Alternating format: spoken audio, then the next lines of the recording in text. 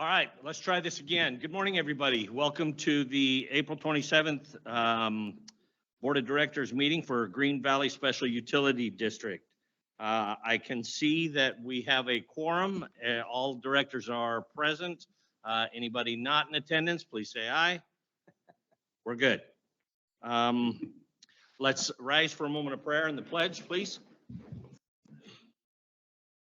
Heavenly Father, thank you for this beautiful day, for all of these people that are here to work on benefiting our community, making GVSUD an organization that citizens can be proud of, and bless every person here.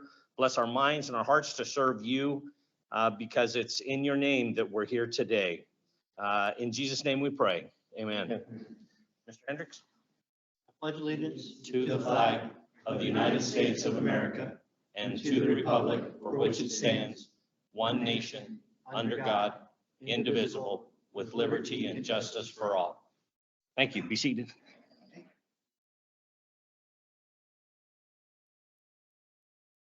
We have a full crowd here today, and I want to make sure and welcome every person that's here. We appreciate your attendance, and we're glad that you're here.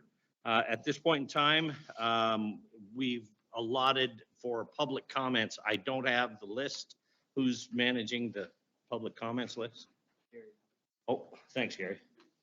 Thanks, sir. We've got 4 people here to speak with us this morning. Victor Contreras, Mayor of the City of Marion. Mayor, please, podium's yours.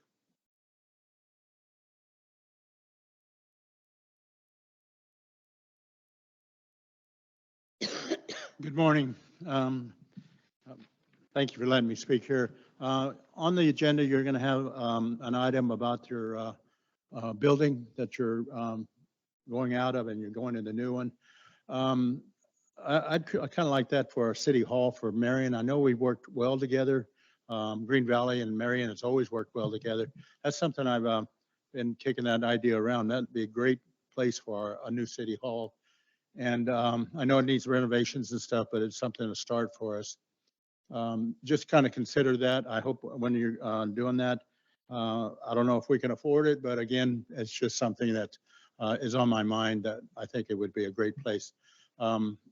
So we could move our police station instead of a small building. We could put them in our current city hall, and there's the kind of things that will work around there, but that's just a plan. But just kind of keep us in mind. I know you probably have to go out for bid on that, and we'll have to see if the city can afford it at that time, but I appreciate it. Thank you, Mayor Contreras. Appreciate that. Who's in charge of the facilities committee? Put that as a topic for discussion. Let's tee that up and see if that's a possibility. Mr. Allen, thank you. Mr. Rose, are you here to speak this morning? Just attendance. Thank you. Our county commissioner, Mr. Gurman, please. Oh, thank you for having me. I told the kitchen people, y'all can come to Commissioner's Court anytime. That'll help us out. That's a good thing. The first thing I wanted to do this morning, I'm Stephen Gurman. I'm the Precinct 4 County Commissioner. Y'all's area is a fairly large portion of my precinct. Appreciate the work you do. I wanted to pay homage this morning and give my condolences to this group for the passing of Gayleen Pence. She was a dedicated employee to this organization for many, many, many years and moved this organization forward by being a stable person in that office and getting things done right. I just wanted to pay homage to her and my condolences to this organization.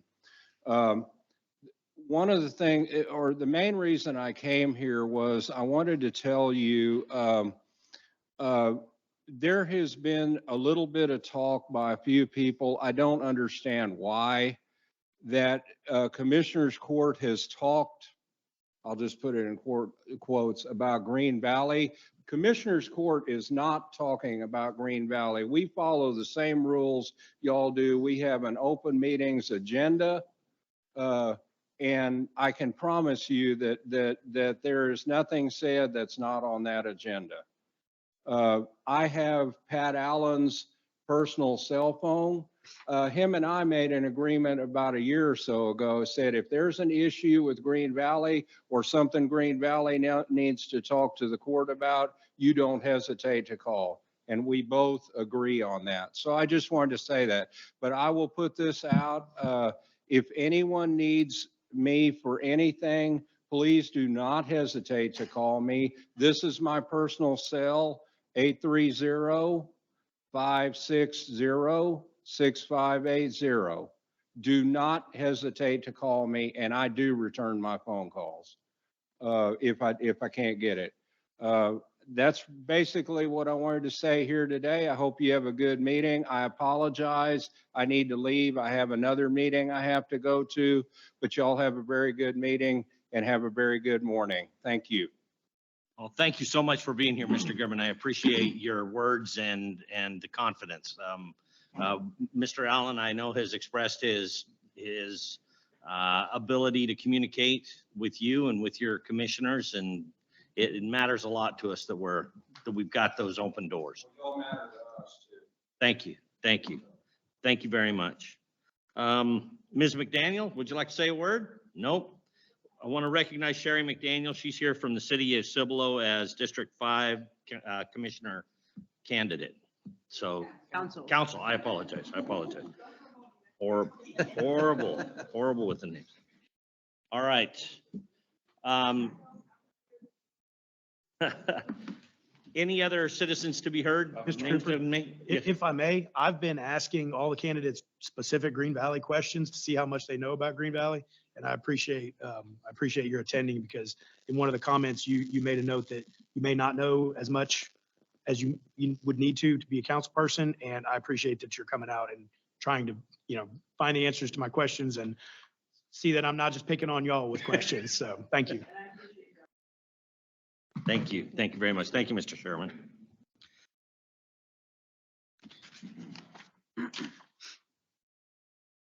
All right, on to item D, consent agenda.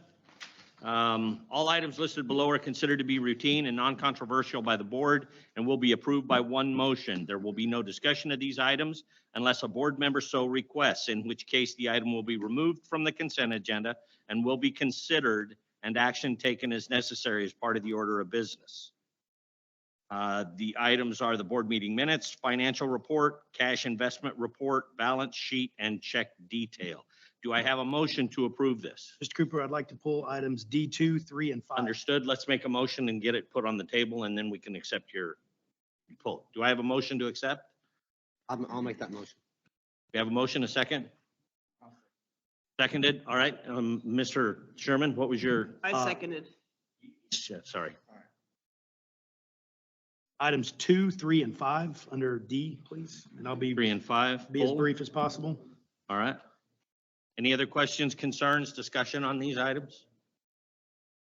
All right, Mr. Sherman, let's go ahead and approve items 1 and 4. I'll make a motion to approve items D1 and D4. Second. All those in favor? Aye. Opposed? Okay, we approve those items. Mr. Sherman, item 2. Item D2. So I've been paying special attention to our percentages year to date. Pat, we're about halfway through our budget year. Is that correct? That's correct. So any of our items that are over 50%, we need to keep track of. I did want to point out 400080, our water interest income, we're at 866%, which is generally a good thing, but I guess I would make a note to look at that during the budgeting season next year to make sure that we don't miss it by, 9 times. Yep. Interest rates have really gone up since we approved this budget. So, yeah, we projected 97,000 and we're at 840,000. So that's revenues. I mean, that's income. And it's how we manage our money in our reserve accounts. I just want to go as quick as I can, Pat. You can talk as much as you want, but I'm That's trying, okay. I'm trying to keep it moving. Appreciate the explanation, Pat. We're at 69% of our overtime line item, just be aware of that. And then on our capital side, we're still, 491% somewhere, 144% somewhere, 389% somewhere. And the big number at the bottom, we budgeted 5.6 million and we've spent year to date 12.5 million. And I understand a lot of those are capital. But as we approve a project that will need to add to the capital, I'd like to see us have a budget amendment and learn how we're going to pay for those. I agree, and we're preparing a report for the committee to look at. I'll try to get that to them next week. And a lot of those things on that capital side are reimbursement from both TxDOT and some from the loan documents on the easement acquisition and other things. So those numbers will come into the actual true numbers. This is just what's been spent. This is not an accounting of the money. It's just a report to the board. So it's really not a true accounting of where we are, but I'll get that report together for committee and get it to them next week. Moving to item D3, unless anybody else had a comment on D2, our impact fee account and our operating cash account. So we have a total of $41.5 million of cash on hand. I guess on a high level, why are we carrying so much cash? And then are we needing to, I know we've got one additional bond application on the table in process, I guess is a better way to say it. I guess moving forward with that next bond application, the next step, I'd like a really good understanding of why we need to borrow more money if we have 41.5, already on hand. Yep. Like I said, we'll prepare that report for committee. We'll take all those things in consideration, and what you see on that, the balance sheet can be justified. Some of that's restricted funds, some of that is already obligated funds. And so we'll have that report for the committee. Okay. And then lastly, on item D5, the check register, the descriptions were removed this month. So I have absolutely no idea what we're spending certain money on. Yeah, we talked about that last board meeting. We were instructed to provide the check register as it comes off the accounting page. In other words, and Pam, if I say this incorrectly, Pam's the one that prepares this, I don't. And which we said that's going to take off all the descriptions. They said that's fine. Don't need to go into the weeds, prepare, because we prepare that document when we put the descriptions, we have to go in and input every check. It takes a while. And so the boards chose us, don't do that, just print it off as it comes off the accounting program, and that's what we did. And I understand what you're saying. And I was under the understanding we would have an access to that somehow, whether it was going to be emailed to us or some way that I could still investigate the items that I was curious about. Because, for example, we have just people's names on here, which we typically redact if it's a utility. We have 2.5 pages of utility refunds Right. that are typical, I assume, deposits. They're small numbers. I don't need to see that John sold his house and gets his deposit back. Right. But then, we do have names, a person's name and a state of a person That's true. and a utility refunded. I'd be curious what that was. Okay. So we just need it. We'll do whatever the board wants us to do. And Mr. Sherman, I understand. I had the same questions. I said, this doesn't tell anybody what this is. And so it's going to prompt more questions. We can either go back to what we were doing, but remember, y'all have also instructed us to, I think, post this to it's not until y'all see it and approve it, then I get it posted. That's correct. And Pat, I agree with you. There was discussion last month. I was under the understanding that if we did this, the board would still have access to be able to see something about what it was.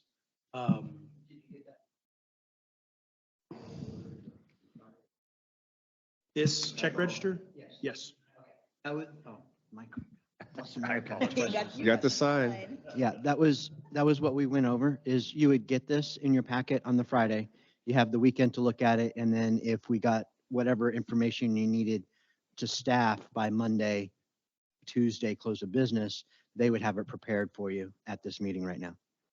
So if you had questions on, I'm just pulling numbers out, on check number 1521, 1522, and 1523, you would ask staff, then they would research those particular, because if they do the whole thing, it's taking about, anywhere from an hour to 2 hours for them to put it all together for us to have it the way it was before. And that's what we talked about last time, was it was a better, because this they can pull up in like 3 minutes. That they can just Correct. pull it completely up, yeah. But a lot of last month's meetings about this item was for transparency. Yeah. Right? So if it takes an hour or two, obviously getting it on the website, showing the ratepayers of what things are going to. I understand the simplicity of this one, but just like Nick's saying, like, I would want the details too. And if there's two variations of what's going on the website, which is the simple version Mhm. versus the detailed version that should be in our packet, I would want the detailed version also to the public. Correct. So Okay, that's, and Mr. Allen said he's happy to Yeah, supply so, that. I'm yeah. sorry. Mr. Allen said he was happy to supply that, so just be specific about your requests and your requirements. Now, remember, one of the problems that we had with getting that information before was it delayed the check register. So, And let me be clear, I'm not fussing on this. This is a work in progress because we did, absolutely, absolutely. gosh, we spoke 30, 40 minutes on it last month. So I'm getting there. If we remove what it is, because this might be something simple. There's new things that I don't know I what. totally understand, totally Um, understand. You want more detail. And if we put a reduced amount of detail on the website, then we get more inquiries from the public asking the same thing. Hey, what is fields of flower? That's a new one. You know, that I Understood, highlighted ones that I would have question about, and I don't want to go through all of them, but for example, that has never been on a check register before. I don't know what it is. It's $75, probably a donation of some type, I assume, but I don't know. I don't know what it is. I'd have to ask Pam. Right. And I don't want to spend too Field much of more time flower? on it. I appreciate, I Huh? hear what you're saying. It's That was cook- cookies for the sewer plant grand opening. And there you go. You know, There you go. it's that simple, and I don't want to spend too much more time on it, but I just want everyone to hear where I'd like to get this, because every time I ask Pam for a bunch of information, I apologize. Say, Pam, I know you're the one having to do this, and I'm not just doing it to make more work for you. And so- Mr. Hendricks has been working on that detail for you. So please make sure that his committee knows about your requests and know for detail. And I know he'll get it done for you. And again, personally with the bad wing, you know, last week, I didn't get a whole lot of weekend Understood. time to look at this, so. All right. Any other Yeah, questions? I have one more quick comment. Uh-huh. So when it comes to the stuff check register wise that we have dealt with, obviously if we approve this one today, it gets posted on the website. But what about all the old ones? What are we doing with that? Is that, because that was my understanding that even the older ones that we have already approved, that would also be published on there as How well. far back would you like to see that information posted? I mean, at least a year or 2 years. I mean, whatever we have to record that they can just upload, it should be simple because it should be in files where they can just put in as an Adobe page But and go from it's going to there. take a lot of management on staff's part to be able to put that together, depending on how far it goes back. So Okay. Well, I just want to can make can sure we, that that, can we Can make we- it time? Can we make this as a project to move forward with at this point? Because several other things are working in the background. We've got to retrieve those, put it in a form that we can get it posted to the website. And you'll hear in a little while, we'll also have some difficulties with our host. And that's been difficult just to get agendas of what we're posting now. And we're trying to make some changes there. So we have some things working on that. But I think Pam and I need clarity. Are we supposed to continue this or we go back the way we were doing it? I'm not clear. I'll defer to you guys. You hear what I'm looking for. I'm willing to help speed this along and ease up on staff's work. I still want to know what I want to know, though. Okay. Okay, so I think we're almost completing on the circle here, because at first we had all the check details that were put on there, which was taking staff anywhere from an hour to 2 hours, whatever arbitrary time. And we had that removed so they could do the 5 minutes. And now you want all the information put back, which we're right back to taking the staff hour, 2 I hours. That's wouldn't, kind of what I wouldn't go that far.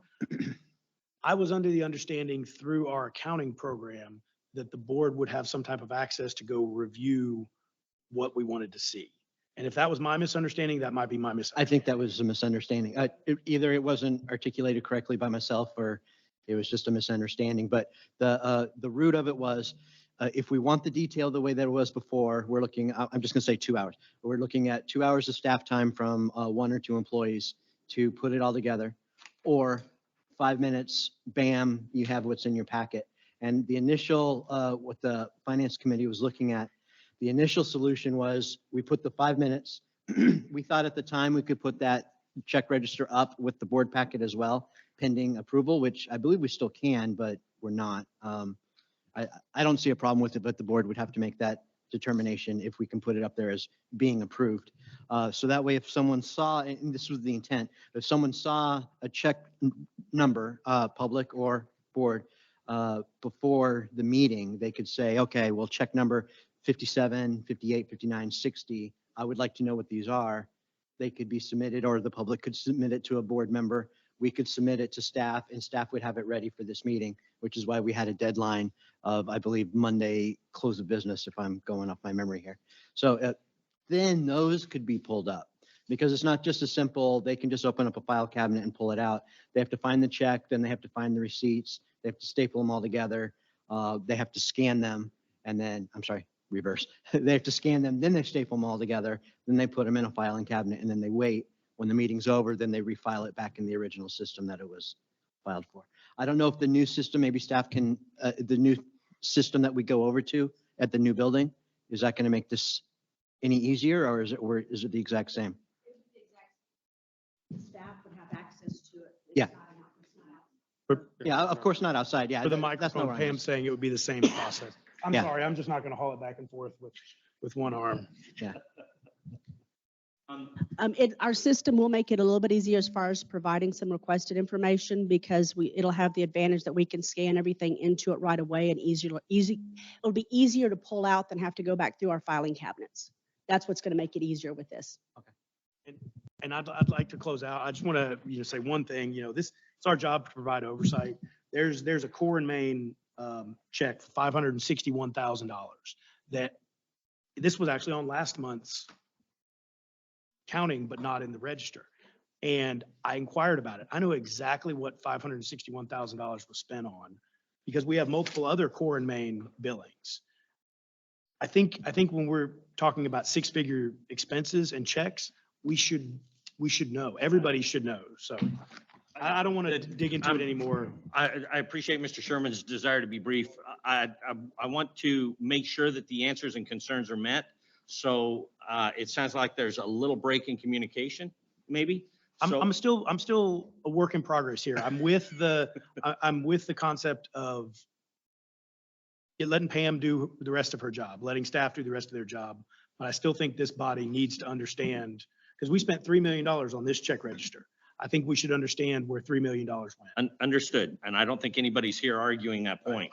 We just want to make sure that we get the information in as economical and time-sensitive process as possible. So the thing I would ask Mr. Sherman is list out specifically what you would like to see, and let's see if we can get it done.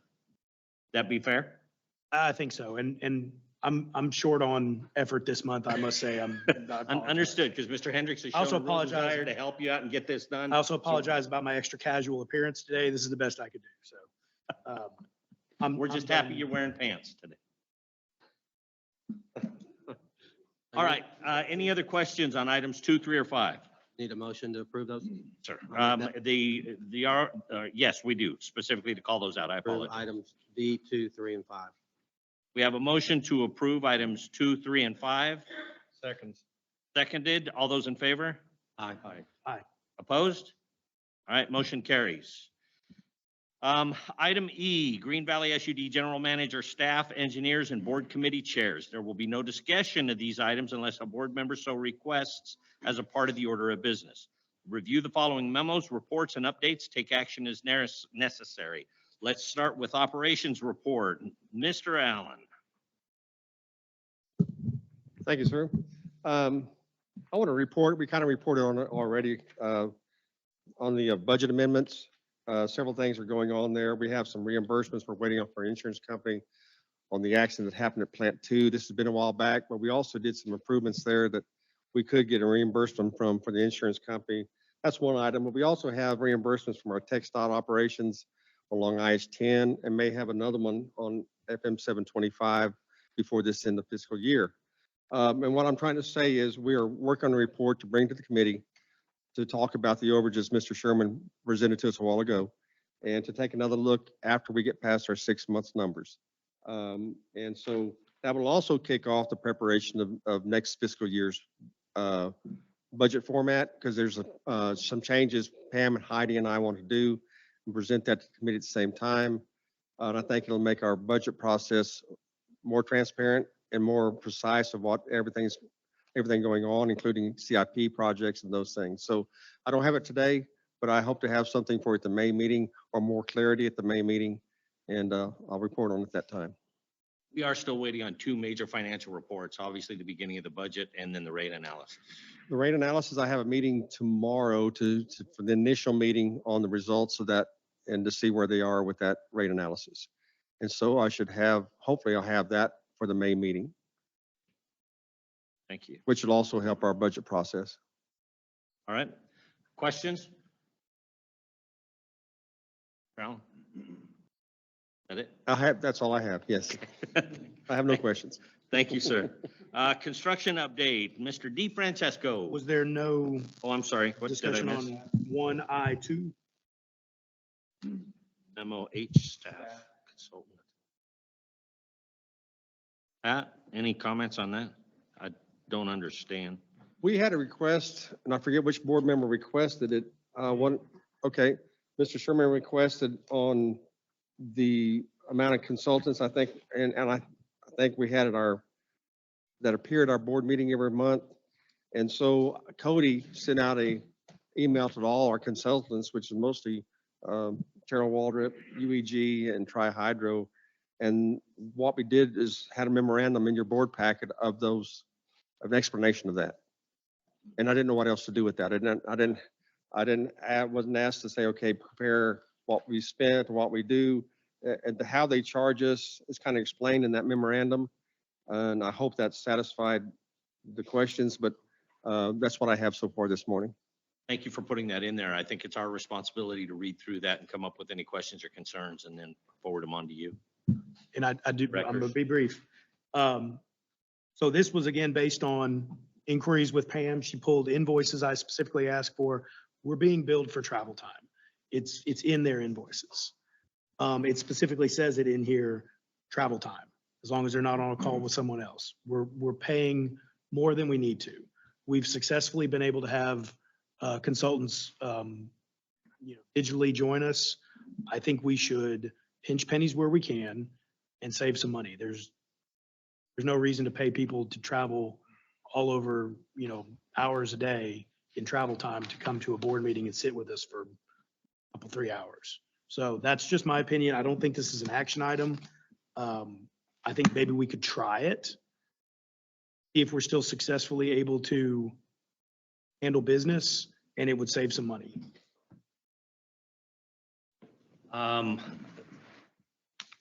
James, I think that might be a question for your committee to consider regarding expenses on travel time. James and I, he's gonna fight me outside. I know, we're giving him all kinds of work to do. now. You only have I say I'm putting my money over there right now. I'll fight dirty if I have to. I appreciate the question. I think this is an operations issue with a financial attachment that should be determined by general manager and then brought to the board.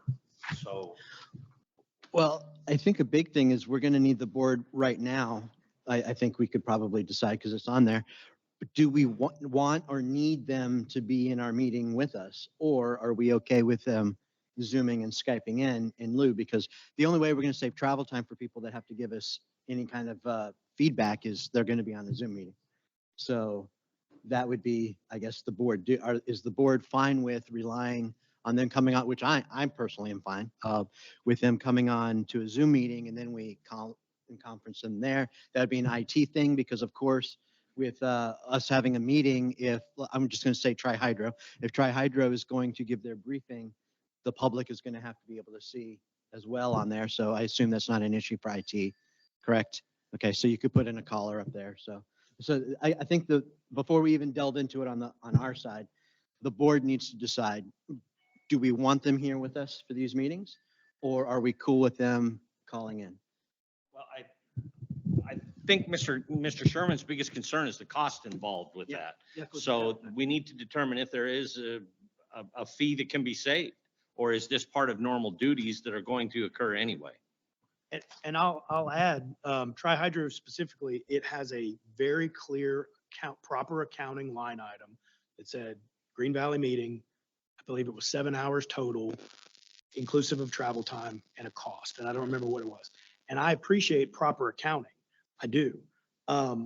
You know, one of these, somewhere in here in the memorandum, it said, we'll bill a different project for the time spent here. Well, that's not proper accounting. We can't, and especially if that project has a loan tied to it, if it's a water development board or one of the federal loans, now we've got a document that says we're spending other time and going to bill this project that's funded elsewhere. I understand your concern. Mr. Allen, can we burden you to give us a review of the costs and if there is a savings opportunity or a missed opportunity by not having staff and consultants here? Well, yeah, there's several variables here, and some of those meetings, 7 hours, that may not have been just board meeting. That may have been a consultant meeting on a project or something to do with the operation of the districts on both UEG or Tri-Hydro. And I'm going to clarify there, Yeah. Pat, on that particular line item, it said attendance of Green Valley board meeting. Right. 7 hours, an hourly cost and a total. That's a long meeting. Well, but it included travel. Right. And so, yeah, we can do that. But one thing we have to also keep in mind, what you're asking the consultants to do is be on standby during our meetings. Well, if they're not here, they're going to be working on something else somewhere else. And the availability of them to, oh, by the way, I need to have a question for you, pick up or join in. Well, there's still a cost. Sure.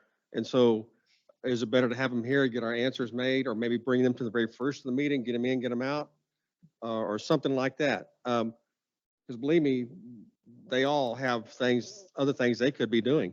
And I understand Mr. Sherman's, and I've been in meetings where the whole outside room is nothing but consultants, not so much our meetings, but other meetings I attend out here. And The CRWA has you know- got 9 attorneys and 4 different lobbyists sitting around. it feels like it anyway, yeah. And not to throw a stick at CRWA, but they have that much going on and that many different consultants they work with. So, and it's one of those things, well, we may not get the answer that day, so we'll have to come back with another answer. So it's a lot of different variables there, but we'll take a look at that. Maybe adjust our agendas, get them in here, hour and a half. But you got to also remember, some of our consultants join us in our executive sessions too, and we need that input from them. And so they pretty much have to be here. So, Well, maybe for next Let's just take a look at next it. month's general manager review. Yep. Can you make that a topic to be Yes, sir. addressed? and sure will. discussed? All right, Mr. Sherman, That sounds outstanding. Okay. And this is the process that I like. And Mr. Cooper, you've talked to me about this. Bring the concern, have some data behind it, do some research, and then get an let answer. staff and you work on improvements and we'll see how it goes. All right. Mr. DeFrancesco, I'm sorry, anything else? Mr. DeFrancesco, Just want to follow up on the memo that you have in front of you, that the certificate of occupancy was issued by the county on Friday of last week, April 21st. Since then, we've had a facilities committee meeting on Monday of this week. The main topic of discussion was about substantial completion. There are a couple items that I've addressed with the general contractor and need to follow up with the committee, which we'll do after this meeting today. But as of right now, it's potential substantial completion of the building tomorrow. well, congratulations. I apologize, I hadn't had a chance to read the entire memo. Furniture in? Yes.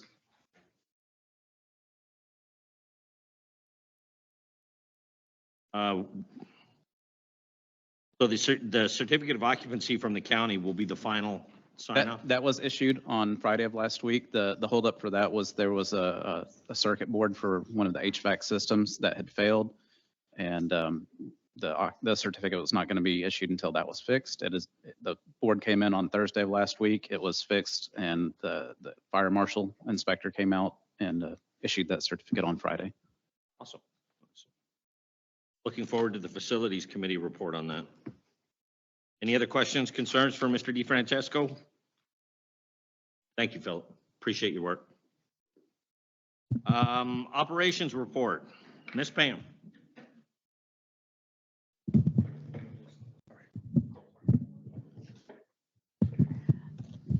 Does anybody have any questions regarding the report in your packet?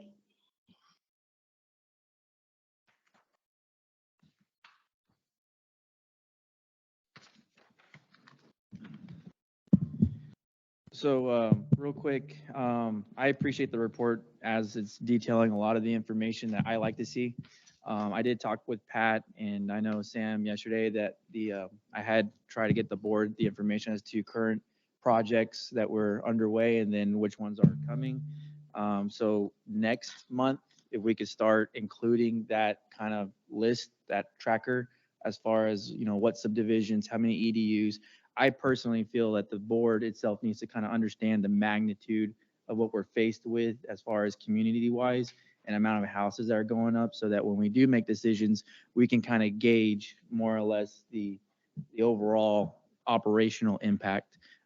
Even though this does give us some details, we drive through these communities every day, so I would think, y'all would use that information to kind of really gauge a few things, but that's just my take. Okay, and you'd like that included Yeah, I would like with that the included operations kind of report right here? behind this. Okay. I mean, Directors, do you see a need for that? I think with anything, we can request it if need be. That's a lot. We were just talking about cutting costs. That's more time at the, Let me ask you this, from week to week, month to month, sometimes there's not a lot of change in that, but there is changes. How about if we do it every once a quarter? That was going to be my suggestion. We'll bring your initial list and then per quarter, we update that. Because sometimes from the feasibility study back to the developer, it could be a week or 10 days, 2 weeks before Sam hears about, let's go to contract. And we prepare the contract and bring it to y'all. But there's a lot of review and approvals and from plat to construction plans. And I think we could prepare you a better report. First, we'll start off with a list of active subdivisions like we prepared. We'll fine tune that and then bring it to you once a quarter with new activity and other things that involve that activity, those developments, if that'd be okay. again, I just want everybody to be informed, so. So quarterly report beginning probably in beginning of the next quarter, July. Yeah, I we could mean, either be the yeah. beginning of the quarter, end of the quarter. We'll prepare a list first off initially, the better list than what you got last night or this morning, whenever you got it. And then we'll proceed from there. That's okay? I'm okay with it. I just want, again, I'm education, good. so. Bring it up, man. Thank you, Mr. Frias. Pam, any other comments? No, I have none. Thank you.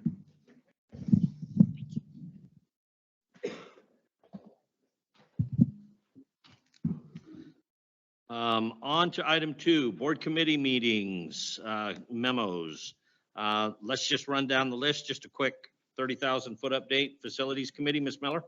oh, there's a memo in, sorry. There's a memo in your packet. We did meet, when did we meet? Twice in the month of April, the 15th. Yeah, we just met like, and- last week, right? And so we met with the architect and staff to talk about some of the things that are going on in the building. There's a lot of things, the punch list is still being worked on. They're getting some things done. There's like what Philip said about the, sorry, I'm a little out of it. C of O.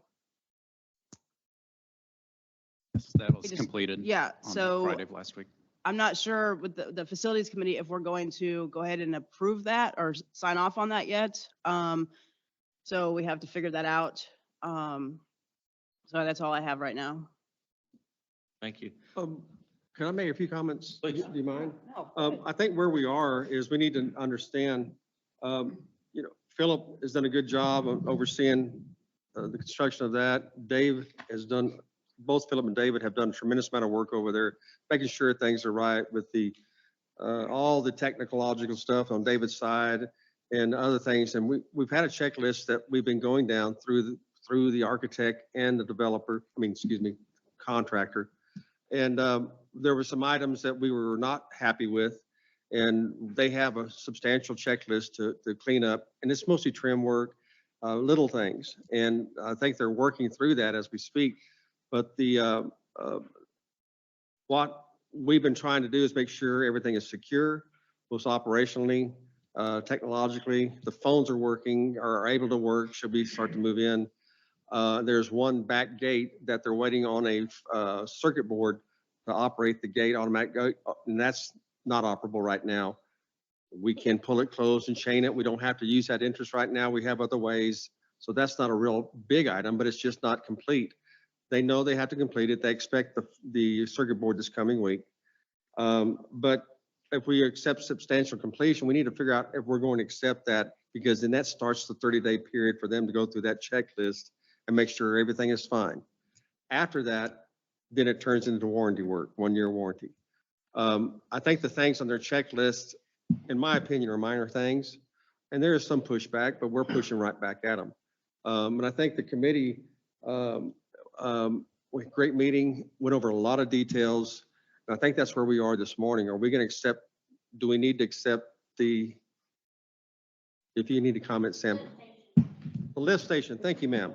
The lift station, we do have I want to see that lift station operating. I mean, I want to see flow down the pipe. I don't want to say, yeah, the pumps come on, they turn off. No, and so we're going to meet with them on Monday to do another demonstration of the lift station, and I want to see it operating. We don't want to get everybody moved in over there and we can't flush toilets. So we want to see that working. So we're doing that Monday. I asked my crew to assist them so we can make it happen. And so that's really that is the biggest item I want to see done and make sure that thing works. They say it does, everything's good, everything's fine. Well, okay, let's put some water in it. Let's see what happens and see where it goes. So specifically with that, so what you're saying is on Monday, the contractor is going to simulate the maximum design flow to that lift station. They're going to simulate all the alarms going off. They're going to simulate all the pumps cycling. They're going to simulate the pumps turning off appropriately. They're going to fully demonstrate the facility. That's what I've asked them to do. Not ask them. That's a requirement. They have to demonstrate the facility. I agree. That's what, we And if had they don't know that, that's shocking. Yeah, we don't want that mess. And so when we said that, yeah, everything works, everything's fine, I says, whoa, what do you mean? What does that mean? And I said, no, we need to fill it full of water. No one's been using it over there. I think maybe a little bit, but you know what I'm saying. We need to fill her up. I know exactly what Let's see what they should happens. do. I want some guys at the manholes out in the street to see we have flow coming from Green Valley to the sewer line. So I want a complete turn. Yes, it's working. They're going to open up all the electrical panels and show you the conduits are properly sealed from foul air. So the foul air doesn't rot the electrical and kill everything. They're going to fully run down the entire. That's what expected. Yes. Good. I know I haven't asked this, but are we doing the same thing with the electrical system as well? Backup generators going on? I think there's been training and tests on that already. We've already passed that. Okay, so that point. part's done. So, and everything Yeah. worked, the automatic switches worked and all those things. So I know substantial completion starts the clock. I personally am okay with getting it to that point. I think we talked about Friday was when that would be transferred over, where we do the insurance. We take over the electricity as well at that point. And then at that point, they have 30 days to finish all their punch lists. And again, my recommendation is no one moves in until everything is done. And at 30 days, facilities committee would go do our walk, any last minute things between that time period. And then we do the paperwork to start the transition. Yeah, my understanding is the substantial completion will be prepared by the architect. And I wouldn't expect we could get that until after Monday. Okay. And so we wouldn't be accepting it Friday. It would have to be after the lift station checks out. And then I assume that will come to you, Philip, or us. Right. And then we'll present that to the committee for acknowledgement. Unless the board says, Pat, if everything checks out like you said, you sign it, or the committee instructs me to sign it after they've seen the report. I want the board to be aware of what we're accepting, I guess is what I'm trying to say. So what do we need to do? Do we, as a board or as a committee, need to give you authority to sign off on substantial completion? I think it's the board chair's responsibility to take Mr. Allen's back and then report back to the board. To accept substantial completion? No, No, We I don't- shouldn't. I don't Forgive me, I don't believe so, but Asking these questions now I while we have don't the think board it's- here. No, Sam's so- shaking her head. No, I don't, that's why I Okay. said, no, we don't need a special meeting for that. Okay, so the committee then, the board understands, the committee then, after certain processes are done, the committee would then recommend to sign off. there is no financial commitment on the committee's behalf. They're just approving the final sign off of That's the property. correct. Okay, so we're all good. I just want to make sure everybody's on the up and up. I don't agree with signing off yet. So, Well, substantial completion part. Yeah, I To get don't to ag- that next part. yeah, I don't agree with that. Especially what just Pat said. So we need to wait and see what happens with the lift station before anything gets signed first. Yeah, All yeah, then that's we can contin- go all from that's there. contingent on stuff like The that. the lift station is the only component that we haven't seen operate, and all the items Nick just mentioned. And so we'll do that on Monday. If that's satisfactory, then we could move forward through the architect on that substantial completion documentation. As per the contract, Sam and I have looked at that, or mostly Sam, not me, but Sam has looked at that as well, and we're holding his feet to the fire as well. And then we'll present that to the committee. And if the committee says, let's move forward, then that starts their 30-day period. We're already insured. We've already checked with our insurance provider, and they have the valuations of components and all those things that they needed. We've been working on that for several months, but so we're insured. Thing about not moving into that checklist is fully completed, could be put us out another 30 days or a month or more. It would be in June before we move in over there. What's Yeah. the contracted duration? What's the? Friday? This Friday, tomorrow. So if the contractor doesn't meet their contracted substantial completion dates, any costs associated with the delay would be, We talked about that in the committee meeting, and I'm sorry, I was speaking for the committee, but the committee kind of acted like we weren't really concerned about liquidated damages for a few days. That's up to the committee. or the Yeah, board. so there's a lot of issues that we have found that they should not be issues. So they need to make it right before we sign off on it, and that's on them, because some of these mistakes as a facility, I wouldn't say they're stupid mistakes, but they're, avoidable, say avoidable. yeah, both of what y'all just said. So it's, that's on them to,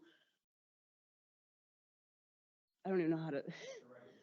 Yeah, exactly, to rectify. So Our discussions, I rather go off of, quality workmanship. I don't want them stressing about days. I want the quality done Mhm. right the first time, or should have been done the first time, but agreed. I just don't want them to be rushed where next thing you know, they put a Band-Aid over it and over time we see the results of the Band-Aid. Which we already And have one of those issues right now that we're dealing So with. I personally am not concerned about the LDs if we are getting it done the proper way that it needs to be. So, And just my And only, Phillies committee is the last stopgap to make sure that stuff happens. So Mhm. so, We're my, doing walkthroughs normally. yeah. my only comment to that was too, and this is personal experience, and I think the committee is on top of that.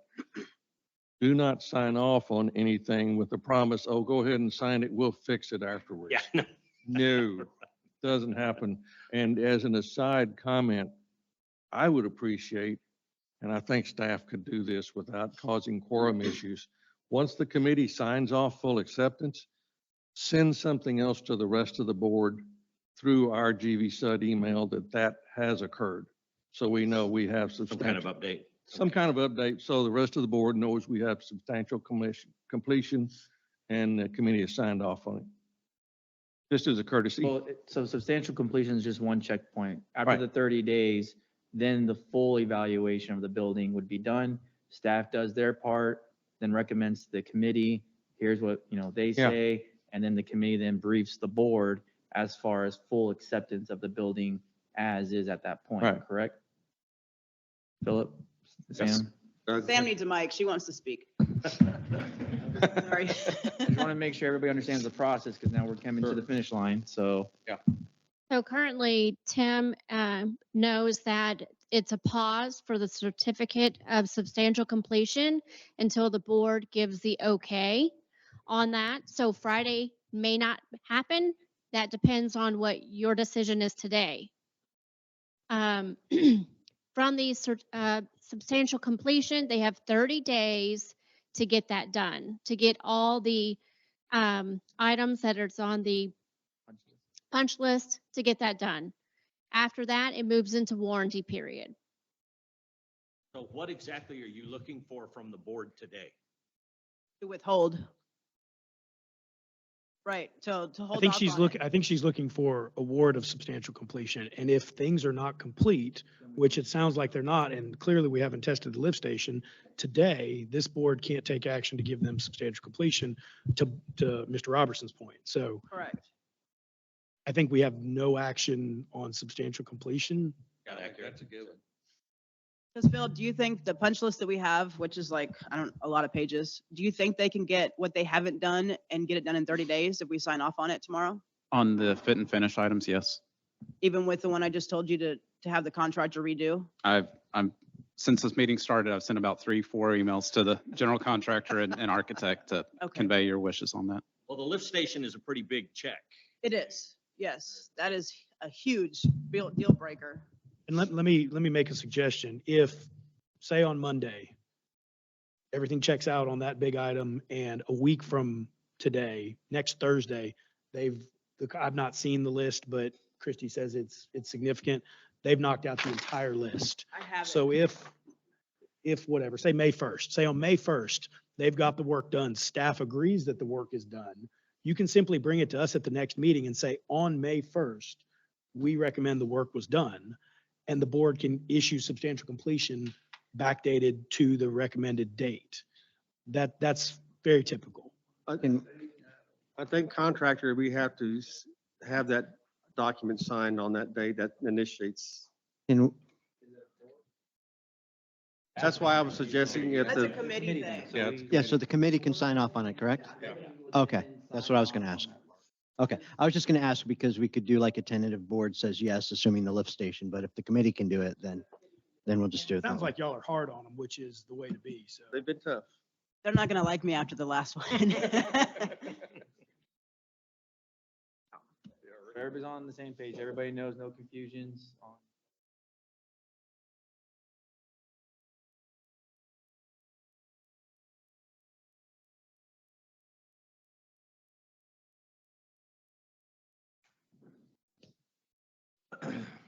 All right, any other discussion on the building? I think the other topic Mayor Contreras brought up to us, I think that's a great one, Christie. We all want to know what? We had already talked about it a little bit. Oh, did you really? Yeah. That's awesome. That's awesome. Because there's a lot of detail that has to go into determining what's going to happen with that building, and it's going to take a lot of work to even make a determination if it's viable to be able to find a way to Yeah, and get it to Marion. I think for legal, if Samantha's not. For legal, like what the mayor was saying, do we have to bid it out? I'm just throwing this out there speculatively. The old property, do we have to bid it out for sale, or could we tentatively Sign up. look like, I mean, how do we have to do that? I know this is rhetorical and in the future. Probably need to do a real estate assessment. Yeah, yeah. I would have to get back to you on that. I don't Okay. have that answer. Okay. From We had a preferred buyer. my experience, I think it would have to be bidded out, Okay. just given the nature of our company. Okay. But I would have to get more information and so I can give you a correct answer. Okay, yeah, so if you can let us know on the facility, because that'll help us. Yes, let sir. the I board I know. would say the preferred buyer is the person that will pay the most for it. Do I? I would say the preferred buyer is the person that will pay the most. Oh, yeah, fair. Simply how we surplus vehicles, we get the most we can for them, and then we send them on their way. So the preferred buyer is the person we can get the When we most get to out that of. point, Yeah. we'll make sure that your opinion is known. Yeah, the facility committee needs to sit down with Pat and really go through this and see what our options are and what we can and can't do and stuff, so. Absolutely. A lot of work to do before then. All right, thank you. Onward, any other questions, concerns? Mr. Hendricks, Finance Committee. Further, I know, yeah, we're just looking at the credit card policy, but Still working on it. All right, thank you. Thank you, Mayor. And I want to say publicly, Mr. Hendricks, thank you for all your hard work on this. Your efforts have not gone unnoticed, and staff and everybody is very, very pleased with the direction we're headed. So thank you for that. thank you for the other Yeah. committee, sorry. All right, Investment Committee, Mr. King, anything to report? Yeah, we had a meeting on the 18th. There's a memo in your packet that reviews what we discussed, but I want to thank staff. I really have a much better understanding of it all now that I've sat down and listened for a little bit. But things that we took away from that is that most of the funds that are that I call invested, that aren't over at the bank, are handled with Textpool and with Logic. There's a description in the memo about what they are, but they're experts at investing public funds. My packet doesn't have the second page of that memo. Is it? Mine doesn't. No, mine doesn't. But anyway, and then there's a lot of money at Marion State Bank, which at first glance is, sort of concerning, but there's also a letter in your packet on the side pocket that shows how they have that extra money, I guess protected is the best way to describe that. So I feel pretty good about that. We'll meet again in July, and the goals then will be to review and approve the investment policy and to get a description to the bylaws committee about the committee, and so it can be included in the new bylaws. Any questions? All right, Mr. King, thank you very much. Bylaws Committee, Mr. Sherman, anything to report? We don't have a whole lot of report. I do have a question. Shannon stepped out. I'll defer my He'll be question. back in a little bit. I'll defer my question to Samantha. The existing bylaws, are they a public document?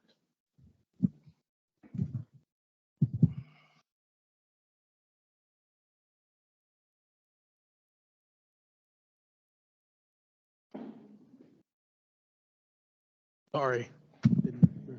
Yes, it is a public document. So according to the Attorney General's training on their website, a public document can be requested in a preferred format. Can I please have this document in a Word format? Mr. Sherman, that question should be directed to me, and no, not at this point in time. The document is provided with full disclosure as a PDF document. If you want the document in another format, you can reformat the document yourself. But as for us, as a legal and binding document regarding the operations of our board and our organization, it cannot be sent out in a modifiable format. It just can't.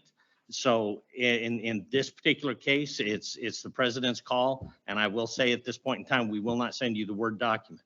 But you've got full access and have been given the document and all the details. Is there anything out of that document that you're missing? The Word format. Listen, Mr. there Cooper, I anything in don't the want- document that's missing? I don't want to. Okay, then I'm gonna speak.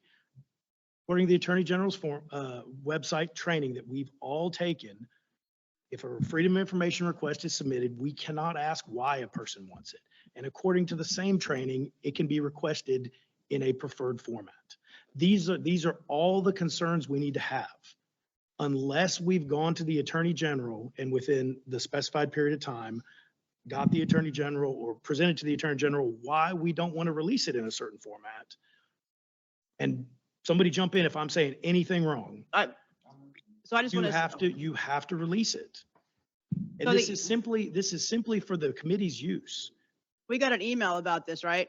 Is what was told that the reason, what I'm understanding is the reason you don't get it the form that you want is because you can change it on your own. You could make changes to that document and none of us would know about it, is of what I'm,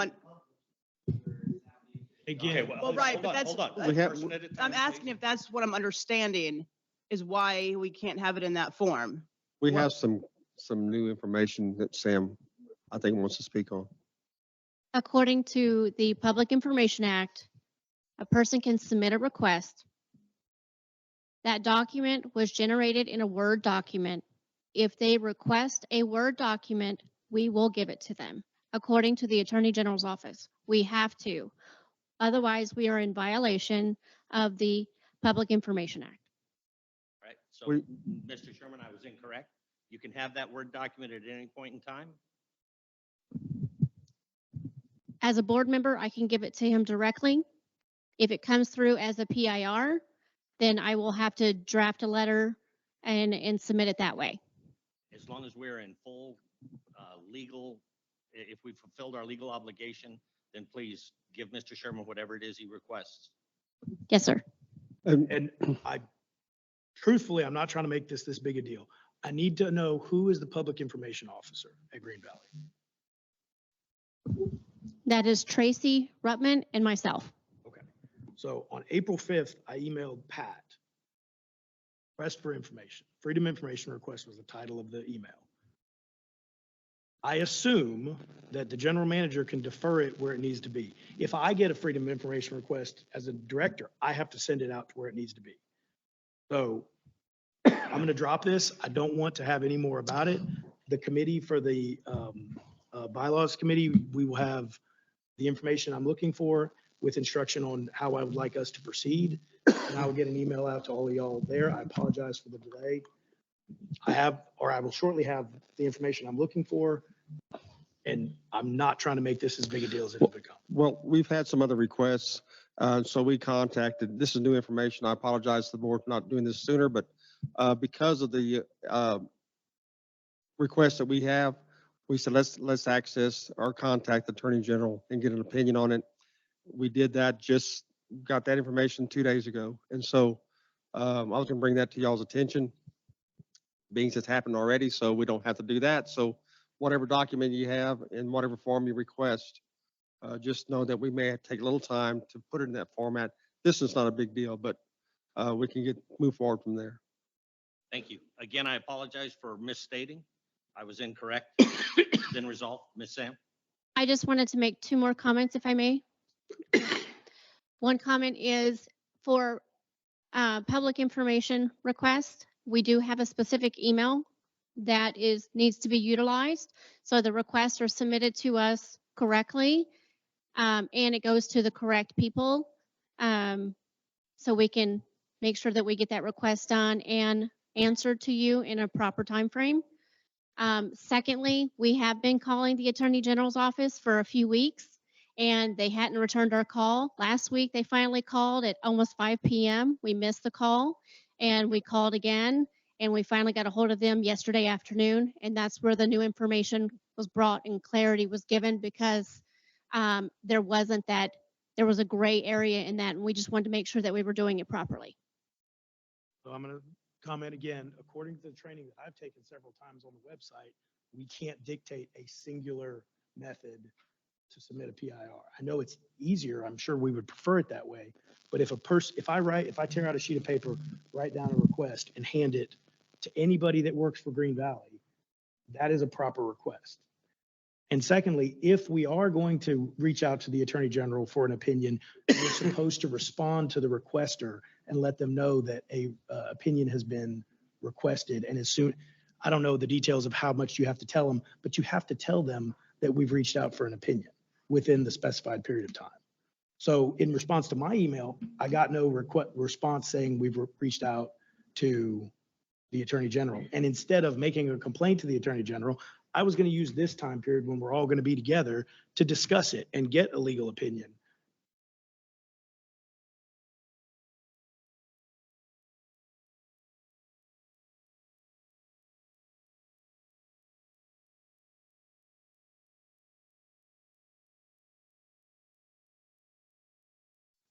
Sorry about that. There is an actual PIR request form, and it's on our website for you to fill out.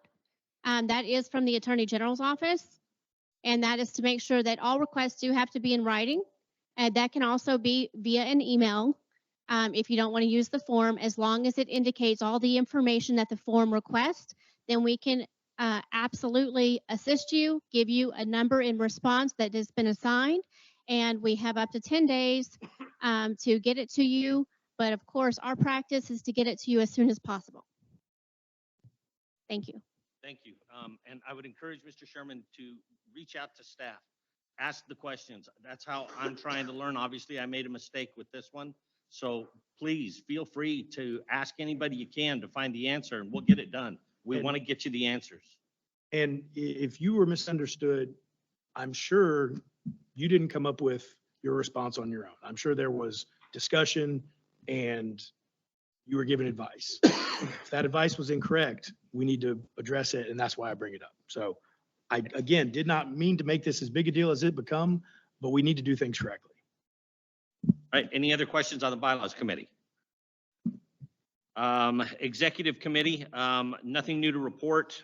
We had some minor discussions this week at our agenda review. No major topics. Mr. Frias, Mr. Hendricks? Good, all right. Public Service Committee, Mr. Frias.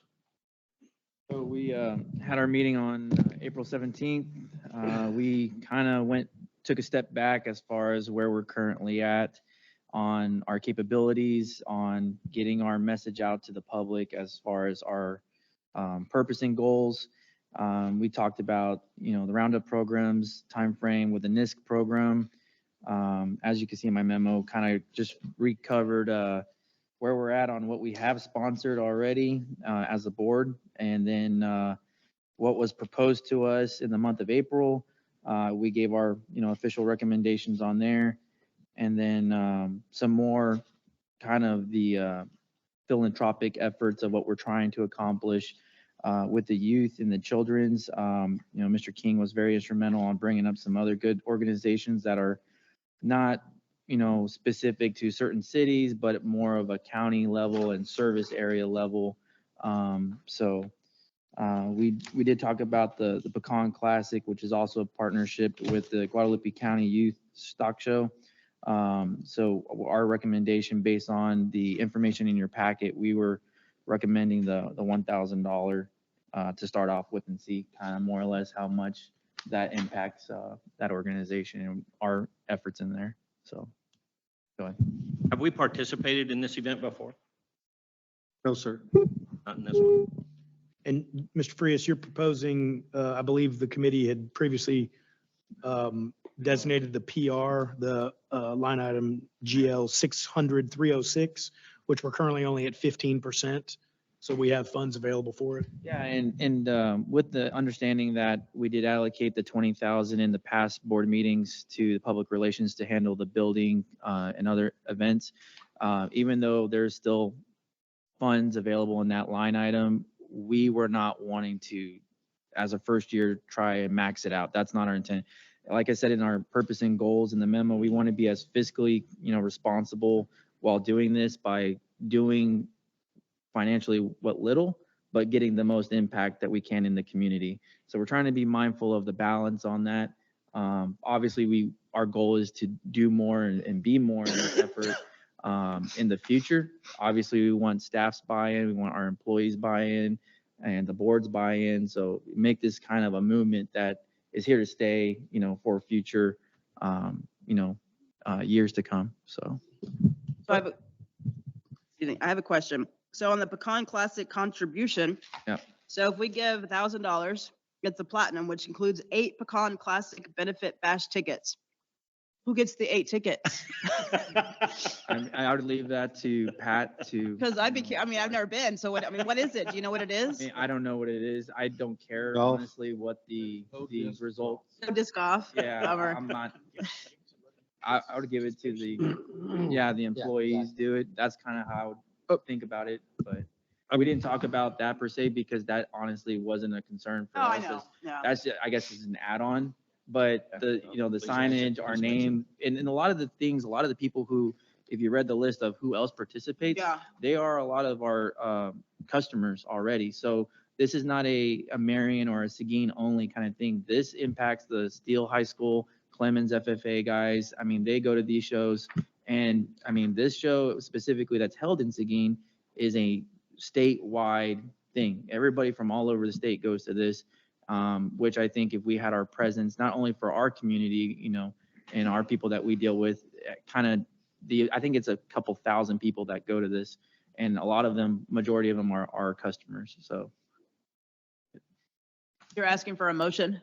Well, yeah, so I'm going to recuse myself, even though they're not direct family that is managing this program. They're in like kind of extended family. I'm going to, for the sake of transparency, I'm going to step out of the vote on that one.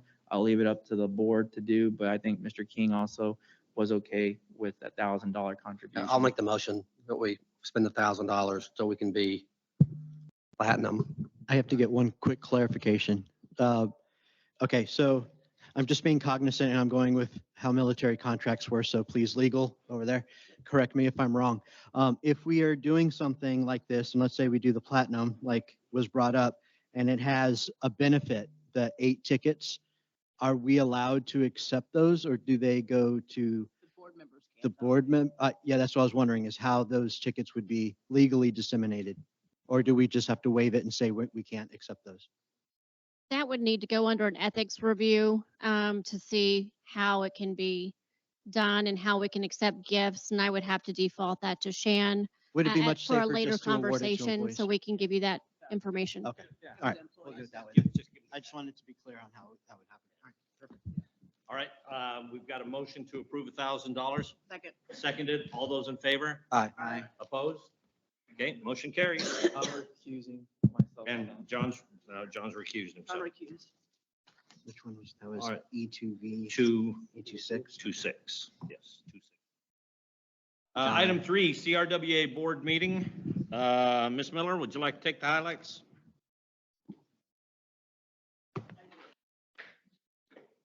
So the meeting started at 6 PM and ended at 8:15. There were 15 board members present, which is really good because we have a couple new board members. Wells Ranch 3 has passed its samples and is ready to be put back in rotation. Well 1 is waiting on the contract for the rehab and the repair parts have come in. Well 15, shafts and bearings are in the machine shop getting repairs and will hopefully be ready in a few weeks. They have the electrical and plumbing ran for the transfer pump on Clear Well 1. There was a lot of talk about the legal bills that are the legislative, I can't even say that. There you go.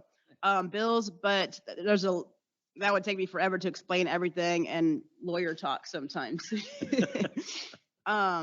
One important bill is on training. There is a shortage of operators, so they are trying to make it easier for anyone with college or high school training to get into the program on an emergency basis for wastewater and potable water. We also talked about the nanostone stuff that's going on too, which was an executive session, so I can't, but that's still going on and being talked about. So, Steve, you got anything? The only thing I would add is the great news is it looks like the nanostone problem is being resolved. So hopefully, I don't know all of the details about it, but whatever's happening is a good thing. And it looks like the costs have been delayed for now, or hopefully totally eliminated. Repair, so. So no additional expenses coming from Green Valley anticipated on any situations currently? from Well, I Martell? didn't say that, and I don't think either one of us did. And Okay. there are items that are in process that are yet to be resolved, and they are executive session items that can't be discussed here in public. Got it. Okay, so tentative. All right. Any other comments, questions on CRWA? Right, onward to item 4, engineers report and updates on water, wastewater construction projects and proposed new development from UEG. Mr. Montgomery. Thank you. Make sure I'm on here. Gary, before you start, can we take a 5-minute pause for the cause? Thank you. All right, before you head on. All right, it is now 10:14. Let's meet back here at 10:20. All right, ladies and gentlemen, it's 10:22. We're back into session. Onward with item 4, Tri-Hydro, Mr. Montgomery. Thank you. Good morning. Just a couple of things I wanted to highlight in the memo that I sent out last week. Major milestone on phase 2 collection system for the sewer system. It went into service and the pump and haul from Legendary Trails was suspended on April 12th. So it's a direct connection to the Man. plant. And so the project's not finished, obviously, but there's still some stuff going on the western arm going over to Grace Valley. But we have accepted the line going all the way to the plant. And it's been in service since early afternoon on the 12th. Congratulations. That's a big finish.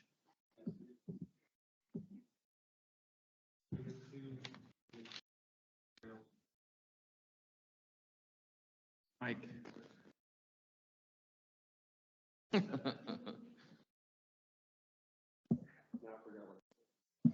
What that does is open up Unit 2 and 3 to Legendary Trails, so we'll probably start setting the water and sewer infrastructure is constructed there, correct, Gabe? Unit 2, Unit 3, Legendary Trails is in ground? Unit 2 is in the ground. Okay, Excuse me, Unit 2 Legendary Trails is in the ground. Unit 3 hasn't started construction Okay. yet, but is imminent. but Unit 2 will probably start setting meters fairly soon, once we get the substantial completion and the letters to City of Cibolo and to the developer and all those folks. So, and that's forthcoming, I'm thinking. That's a good sign.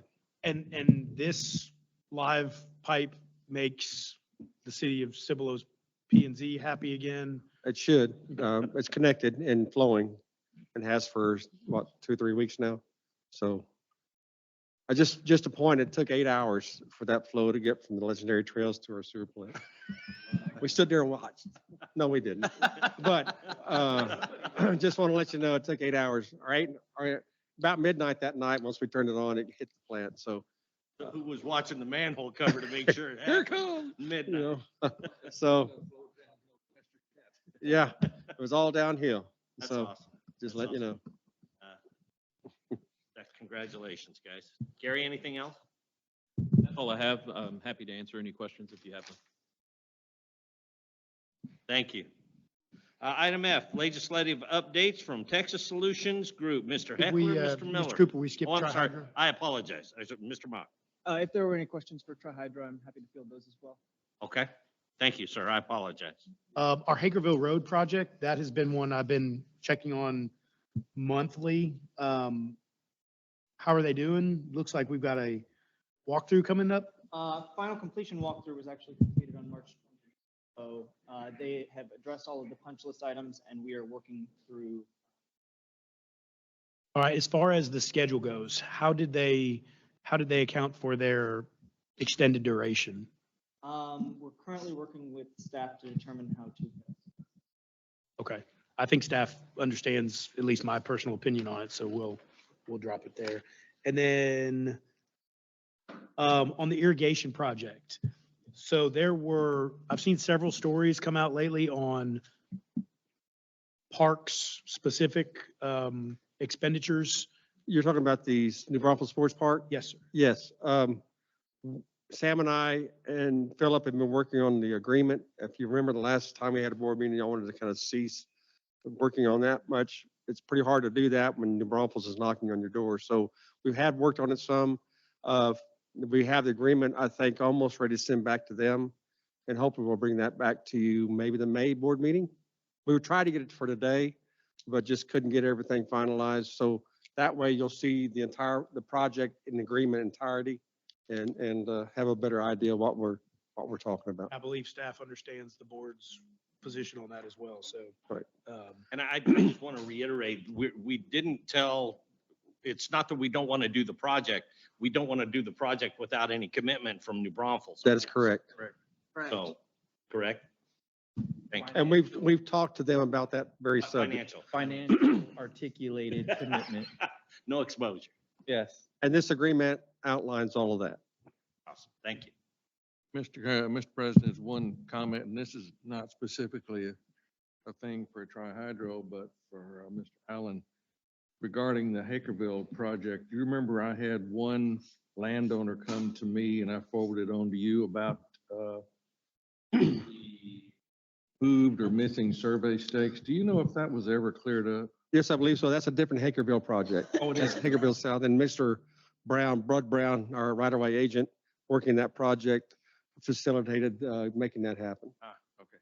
And bro, we got all that taken care of, correct? Thank you very much.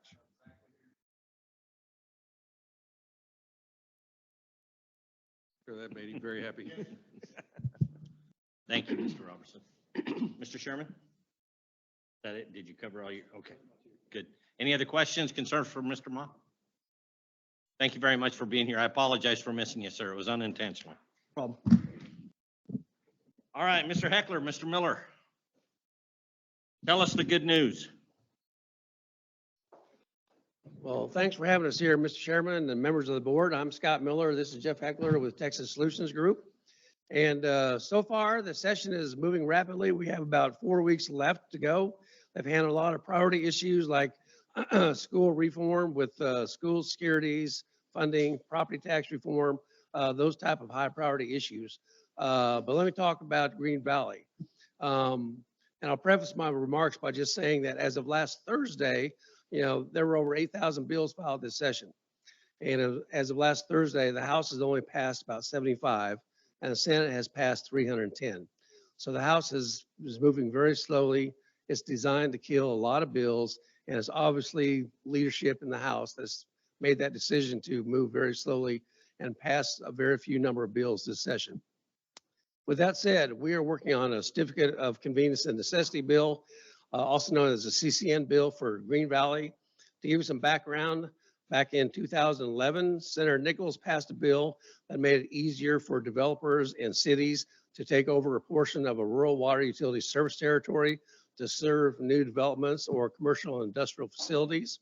However, when they passed that bill, they put in the language that utilities could only be compensated for valueless and useless facilities they had in that particular area. And of course, the Public Utility Commission has defined that as zero. So you guys would get zero if developers or cities took over a portion of your service territory, no matter how many miles of underground lines you had, lift stations, engineering costs, et cetera.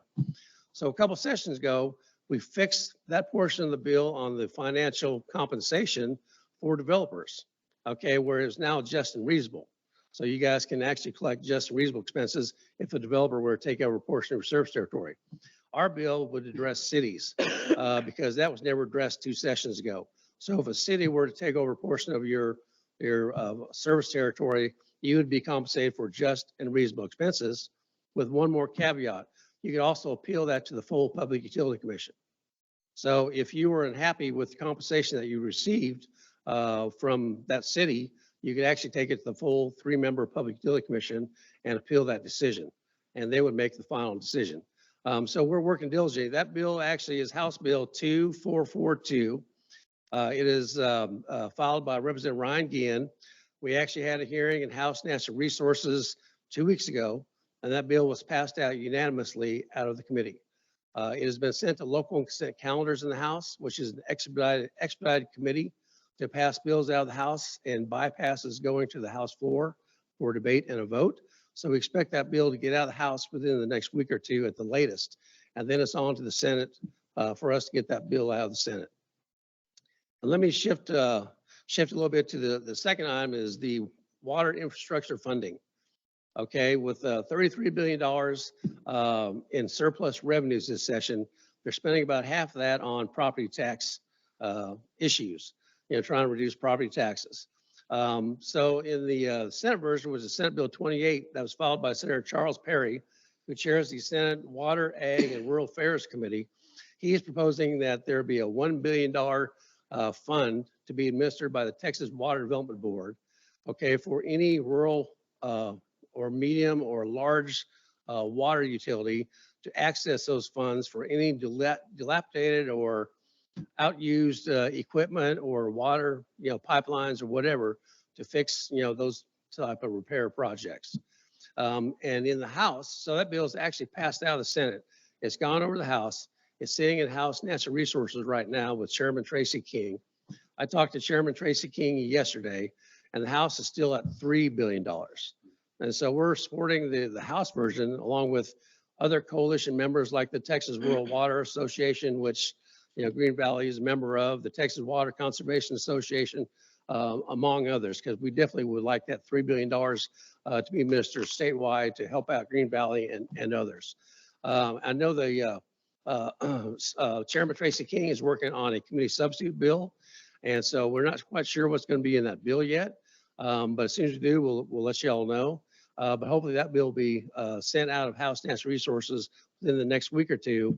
And I imagine that the House version is going to be different than the Senate version when they pass out the House version. And so whenever the versions are different, they appoint a conference committee. The Speaker appoints, 3 members of the House, and the Lieutenant Governor appoints 3 members of the Senate, and they get together to discuss the differences in the 2 bills, and then they make decisions on what to decide with those differences in the 2 bills. And it's probably going to end in conference committee, but like I said, we're pushing for $3 billion to give more access to folks like you statewide. So I'll turn it over to my partner for a second. Before you go, I have one question for you. So the 3 billion or 1 billion, depending on which version of it passes, or maybe nice happy medium somewhere, is that grant money or is that loan funds? What that is, it's a little of both. As you know, the Water Development Board doesn't do grants all that well, but there'll be some money in grants for that. And what the infrastructure funding will do is they'll lay it on top of the Water Development Board with existing programs and then create some grant opportunities as well. And we met with everybody and then some. You know, we've been meeting with Lieutenant Governor's office. The staff at the Lieutenant Governor's office is supportive of the larger amount. So, and the Appropriations Conference Committee can actually go outside the bounds. So we're actually pushing for more money. Why? Because, 1,254 people move to Texas every day, and it's putting a strain on large, medium, and rural systems across the board. This is a once-in-a-lifetime opportunity for Texas to invest in water infrastructure. We're never going to see a $32 billion surplus in our lifetimes ever again. So I think that's a fairly safe thing to say. So we've been pushing very, very, very hard on that. Also on the Decertification Protection Act that we're following, the PUC, this is And this great, is 'cause- 2442? Yeah. Okay, thank you. And so on that one, the PUC can make a determination whether the decertification is even proper. And they can also make a determination that the certified, decertified, proposed decertified system can, whether it's even necessary. So there's a lot of protections now which will be 13255 of the Water Code. So this is the first time we've ever been able to, cross the Rubicon on this bill, because it's generally fiercely protected by the development community. They've walked this part of the Water Code and given us some pretty good access to get over the finish line this time on this one. And I got to say, Chairman Tracy King, Natural Resources, I mean, he's just been great. When the bill came up and Shan testified, others testified, he said, I never really liked this decertification thing. And I was opposed back in 2011. I'm still opposed to it. And he looked at his committee and said, well, you all can vote the way you want to, but, kind of signaling this is the way it's going to go. And he said that twice in case they weren't paying attention the first time. So that zoomed through committee. That bill really should not have gone to local and uncontested calendar, which is where all the, local and uncontested bills go. But usually if there's a scintilla of controversy, it goes to general calendar, which right now is an absolute killing field. So we were very blessed to have a very aggressive House sponsor and a very sympathetic chair and a lot of shoe leather and all that. So we're in local and we'll be probably in the Senate within a week and a half. So that's where we are on that. Hard to get there. Question is. If you had a bill urging Texans to have a nice day, you would have a hard time getting that through the process at this point. And that 2442 has, in your memo, TRWA also supported that. Christy and Steve, do you know, did CRWA support that bill? We're not aware. I'm not aware. I don't remember. Okay. Usually when we have a bill like that and it has to do with water, my alternate on the TRWA board is Adam Telfer from CRWA. So it's a group effort. Adam was with me at the Capitol. In fact, I saw John there with his group. And so we were all out promoting all those things. And when TRWA went to the Capitol, that conference I went to several weeks ago, but it's pretty much a group effort. And other entities around that belong to CRWA also were there. So I will we mention also- that the Alliance Regional Water Authority also put in card, support that bill. Right. Of which CRWA is also a member. And then in the meantime, we've been killing off as many of the bad bills as possible. One was really bad, which was a As you know, a lot of our systems, 1926B, federal loan protection has been a really nice thing for us to have in terms of a buffer between decertification and that kind of thing. So this would have been an end around bill. We bottled that up. It hasn't even gotten a hearing. So that's, I could say it's officially dead. There's a number of other bills that we could go into in that regard. But the bad bills that staff has identified for us to target have pretty much well, if they're not dead yet, they're on life support. So, Gentlemen, just one quick question, and Sure. this doesn't directly affect the water issues that you're there for, but Donna Campbell filed a bill at the beginning of the session, and I don't know where, don't have the bill number, I don't know the status of it, but in effect, it stated that any city who had done annexations after 2015 was subject to those areas to be de-annexed if they hadn't had any improvements. Have you heard anything about that bill? Do you know anything about talking about it? I saw it mentioned of it on social media. yeah, we can, it won't take long. we can get that. Oh, I'm not worried. I was just curious what you had heard. Well, the whole annexation and disannexation issue is not at the fever pitch this legislative session as Right. it's been in the past. And really, as I understand annexation law, you have a certain amount of time to deliver services. Right. And if you don't, then there's some consequences to that. You got to provide fire, you got to provide water, you got to provide police or at least sheriff's department. And then, so I don't doubt that there's some sort of tweaking going on that, but it's not something that's dominating, everyone's attention up there right now. Well, she drove the stuff, what was it, a couple of years ago regarding entities not being able to involuntarily annex. So when she filed this, perhaps she was putting together the same assortment of senators, and that would have an impact out where I live. Well, the thing with this that's impacting the cities most is a bill for Dustin Burrows from West Texas on HB 21-7, I think. And that's they call it up at the Capitol as the Death Star because the legislature really doesn't like cities all that much unless you live in one. And there hasn't been that many bad city bills this time around, but this one is the most unusual bill you'll ever see because it really is very amorphous. It doesn't get to any specifics. And what it is they're leaving these ordinance, home rule cities, ordinance making ability wide open for legal action. So who owns the field is what they're calling it. So in other words, they're writing this very vague thing. So if you, City of Cibolo, pass an ordinance on,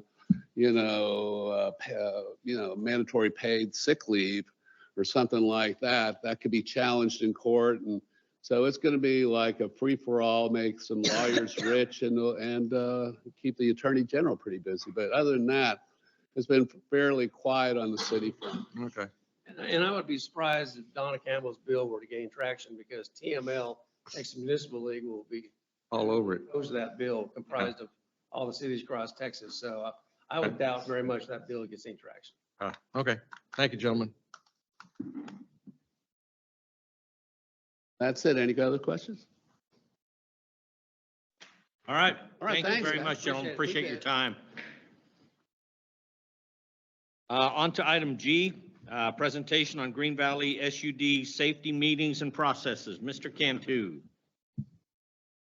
Hello, in your board packets, you'll find a copy of the PowerPoint presentation we're going to present to you and for others to follow on the big screen over here that David's bringing up. If you give me just a moment.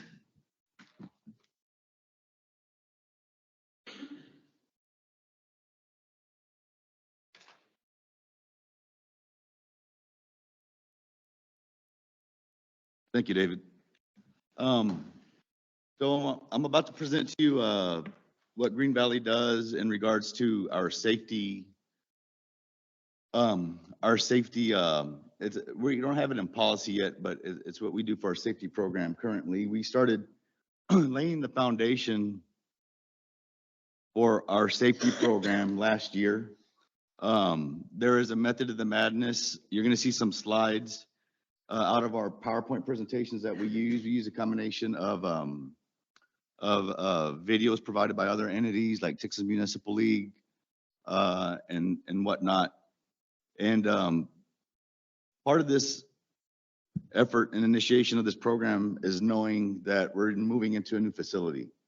Part of the challenge of the safety program is getting everybody into one place. We can't fit everybody into one place in our current facilities. So it's hard to get everybody on a safety program together without having some really innovative technologies in place. And not everybody has access to a computer in our current facilities and whatnot. So it's been a real challenge to get everybody together. So we've gotten our water operations field staff. So most of the field staff is who has been meeting regularly with our program that we do monthly meetings on since last October. So here's what it's evolved to. We have this all over our facilities, hanging everywhere. Everybody's got access to our schedule. We have some open dates here, but this is a monthly meeting schedule. I'm currently laying the foundation for the program by bringing the subject matter together and the presentations together. But the idea is that once the foundation is laid, and it'll probably be a couple months into the new facility, like in May, June, when everybody's together, all the managers are together, everybody's together. I'd like to not be the sole facilitator. We want it to be a team approach and have other people presenting the material. So we will evolve to that eventually. But for instance, we just did the the March safety presentation, which is this slide you're going to see of it, which was about trenching and excavation. And we used Texas Municipal League's intergovernmental risk pool as our resources for the presentation. You'll see other subject matter. So knowing that these were operations field staff, I had the subject matter primarily focused for the field staff, for things they need to be educated on and presented. As you see from here on, you have distracted driving, vehicle safety, safety tips for working remotely or alone, facing up to stress, be kind to your body, stretch before working. So we're going to start shifting into more general subject matter for the entire district to benefit from. Here's a snippet of our presentation slide that we actually use in the safety meetings. Folks will see this when they walk in. Obviously, we do a sign in. We go over talking points, which is another slide. Safety topic presentation and a quiz. You see this in the background. We try to present the employees how many days it's been since the last reportable work-related accident or incident. So you know 71 days on this.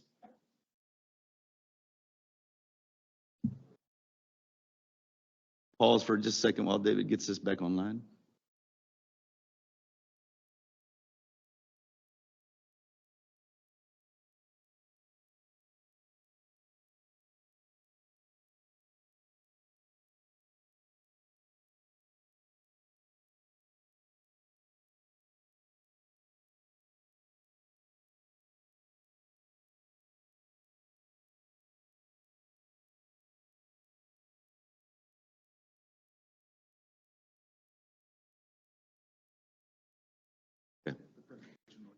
All right, so we'll just resume here. I apologize for the frog in my throat. I'm not trying to talk like Sylvester Stallone.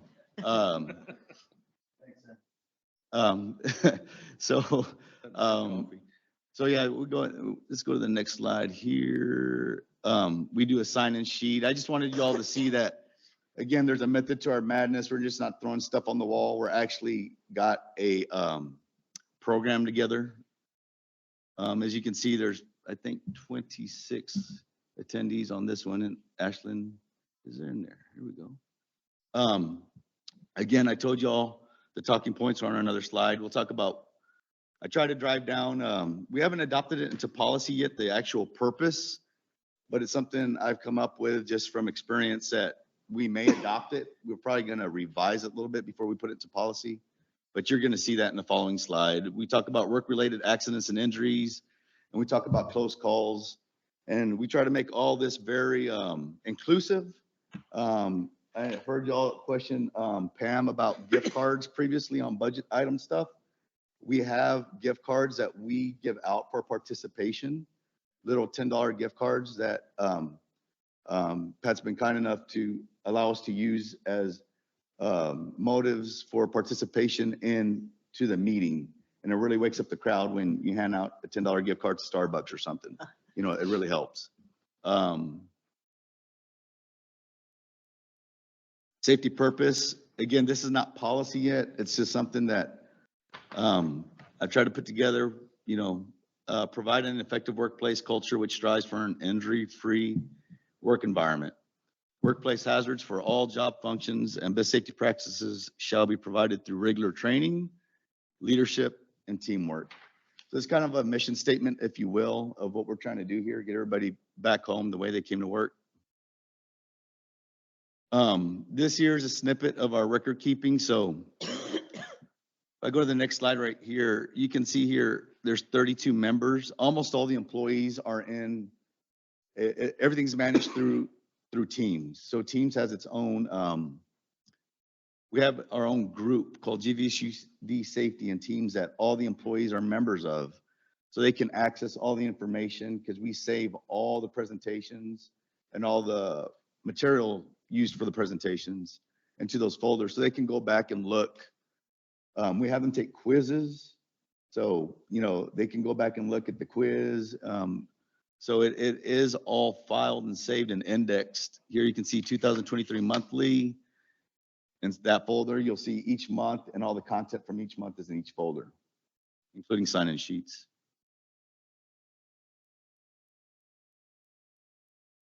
Any questions? Thank you very much, Gabe. I know, John, this is something near and dear to your heart. Yeah. How do you feel about this?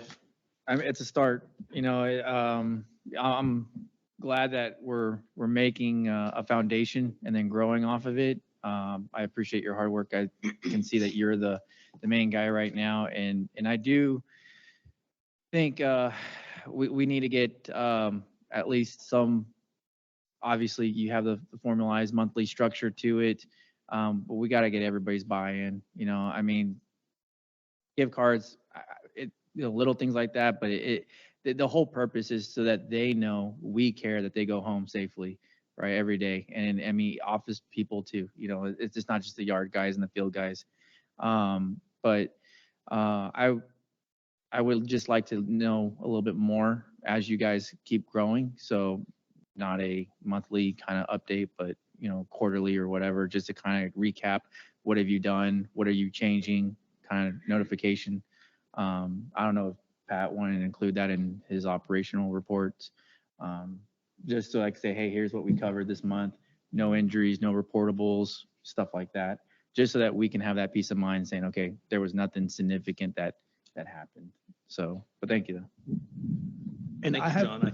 I have think one, that would fall under Pat's, maybe manager's report. I have one suggestion to get your name off of the facilitator column every single time. Break it up into the departments. Maybe have admin take the lead as the first presenter that's not you and do something that's specific to admin. Let David jump in there and help with cyber safety. You know, it's a training that can be, you know, twofold.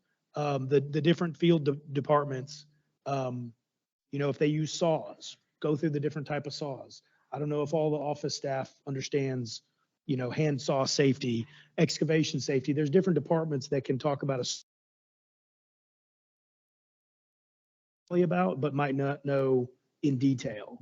And then let those departments take some ownership of, hey, this was a great presentation, or this one wasn't the best, and you know, we can do better next time. That's just a suggestion. Y'all do whatever you want to do with it. I'm just happy Well, thank you for we're that. setting And the that is program actually up. our plan. The only reason we haven't done that now is because we can't fit everybody into one room. It's really two departments that can fit into one room. But that is exactly what we're going to do. Appreciate that. Good work, good work. Any other questions, concerns? All right, let's move on to item H. Consider the professional services agreement with Texas Land and Right-of-Way Company, LLC. Take action as necessary. Whose is this one? I'm going to take the lead on this. Pretty much the agreement's the agreement. We work with Texas Land and Right of Way, have for many years now. Sometimes we work through them directly, sometimes we work through them through a project, through the engineer. I prefer them working directly with me, excuse me, with Green Valley. And so, what's that? Oh, or I gave it to you. I don't know. That doesn't sound good either. So what I wanted to do is we have actually two in our board package today. One from Texas Land and Right-of-Way Professional Service Agreement, which kind of explains the do's and don'ts or what our work entails. We have another one from another company. I'd like to have the option to be able to pick and choose on which project we're using this one, that project we're using that one, but I have some options. Thank you.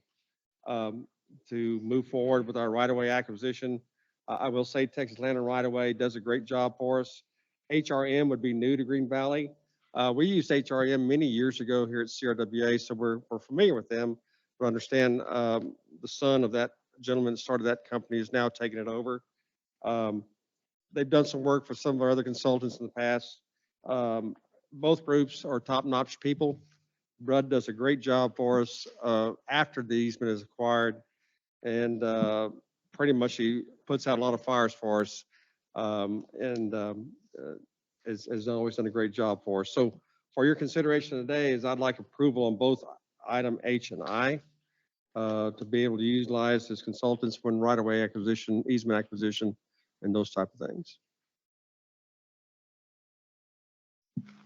So both items H and I are for the exact same service? That's correct. Is it, we simply have so much work that one can't handle it? Well, there's no cost until we're using them. So I just like to have the agreement in hand. So if I have a project come up and I have one of them working on one thing, I don't tie up too many things. I have options. It's just like we have two different engineering firms there, actually three, that we work with.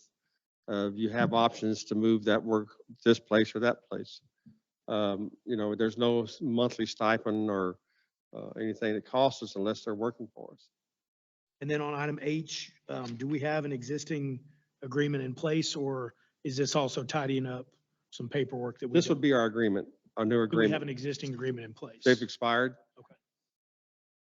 That's the other reason why we need to do this is we've come to the threshold. I need to continue moving forward. And yes, capital improvement projects, feasibility studies, we always have some right-of-way acquisition or right-of-way work we need to do. One thing that we do that is so very important is first thing you do is when you're dealing with the easement acquisition, you got to make sure you're talking to the owner. So we do there's a whole lot of work that goes on behind these agreements, the deed work verification, who owns this property. We talk to the right person. Are they have the authority to sign that easement and give us that right away? So it's a lot of work that goes on this stuff. And have we been unhappy at all with Brud? Not at all. Right. Not at all. Very happy with him. Like I said, the other folks, I'm aware of them. I know them. I haven't used them. We used them at CRWA many years ago and recently. I know they're out there and they did good work as well. I think either company would represent us well. Like I said, it just gives me an option if I need it or want it. You want a motion for both of these at the same time? I Or think they have to be considered separately Separately. since they're different agenda. Please, Mr. Sherman. Brud, would you mind? I have a question. I'm sorry to make you walk up there, but you got to have the mic. So thank you for being here. Yes, sir. To date, have you had any trouble keeping up with our volume of work? I know we keep you busy, but No, okay. no, I'll say this. I would love to be your guy, but if Green Valley needs HRM, it's just, well, I'm just gonna say it's just gonna prove that I'm still your guy, but if y'all need to consider another guy, I mean, that's okay. Because It doesn't bother me at all. So, because if staff's having issues with the consultant, sure. I get it. Sounds like we're happy. They've been late on anything. I mean, Pat, I couldn't ask for any more from Texas Land and Right Away. In fact, if nothing else, they pester you too much, but no, I don't mean that. Brad, you never pester me, but, Yes. they are always there. I have always have been day or night, weekend, whatever. And, I don't know how many easements we've got in the last couple of years, but over 200. And so there's a lot of work I out see there. I see the check register with invoice for. I know, and and that's through our entire service area. That's just not here or there. It's an entire service area that we use these guys, water, wastewater, and other things. And so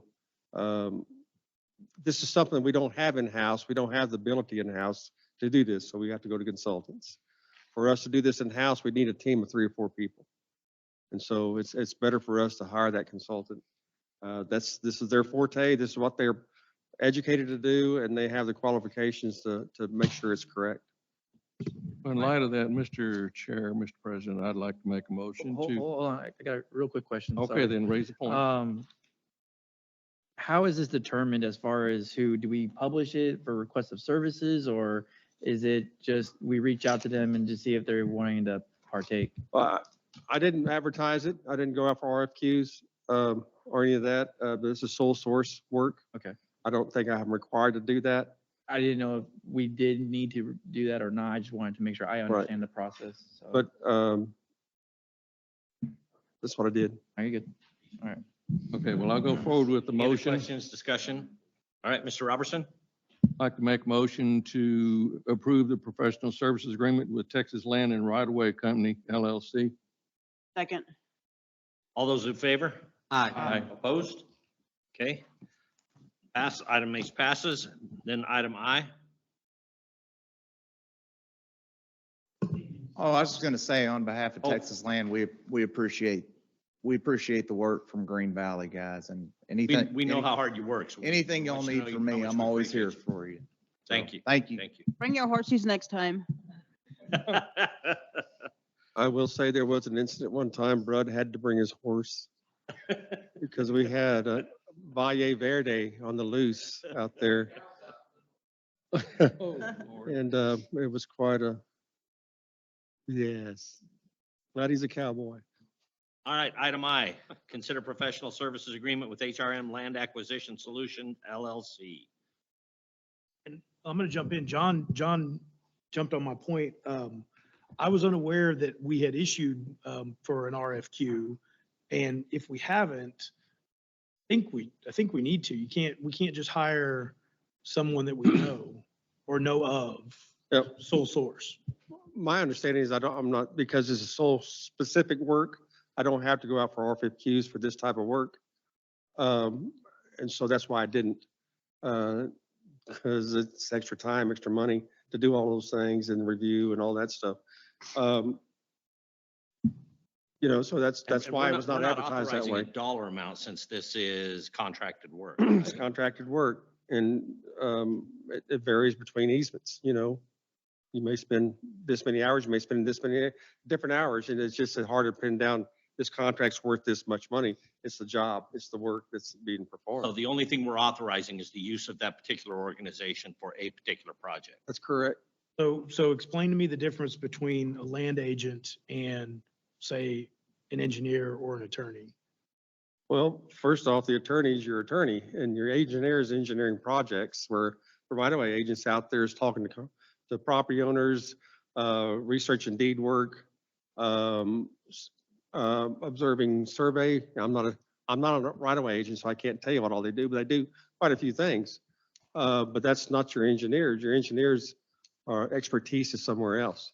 Right, my point is, Green Valley is funding a consultant that are doing a task in their area of expertise. That's correct. And with the attorneys, we've gone out for an RFQ. And with the engineers, No, we didn't. Oh. No, we didn't. Back when we hired Terrell Waldrop, we did not. Well, it was because they were already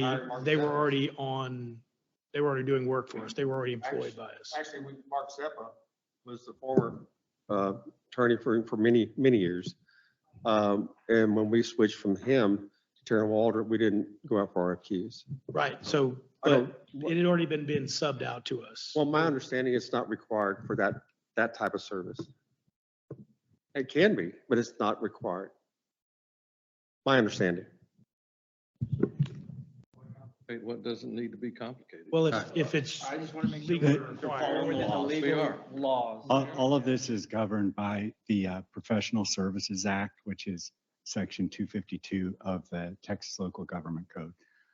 There are certain professions or skills that are considered a high degree of education or on-the-job training that are not subject to the bidding or the public RFQ process. Certain things are specifically prohibited from being obtained for certain kinds of professionals as far as by an RFQ process. Instead, the process is you go find what you consider to be the best qualified person, and then you negotiate a price with them. And how do you find them?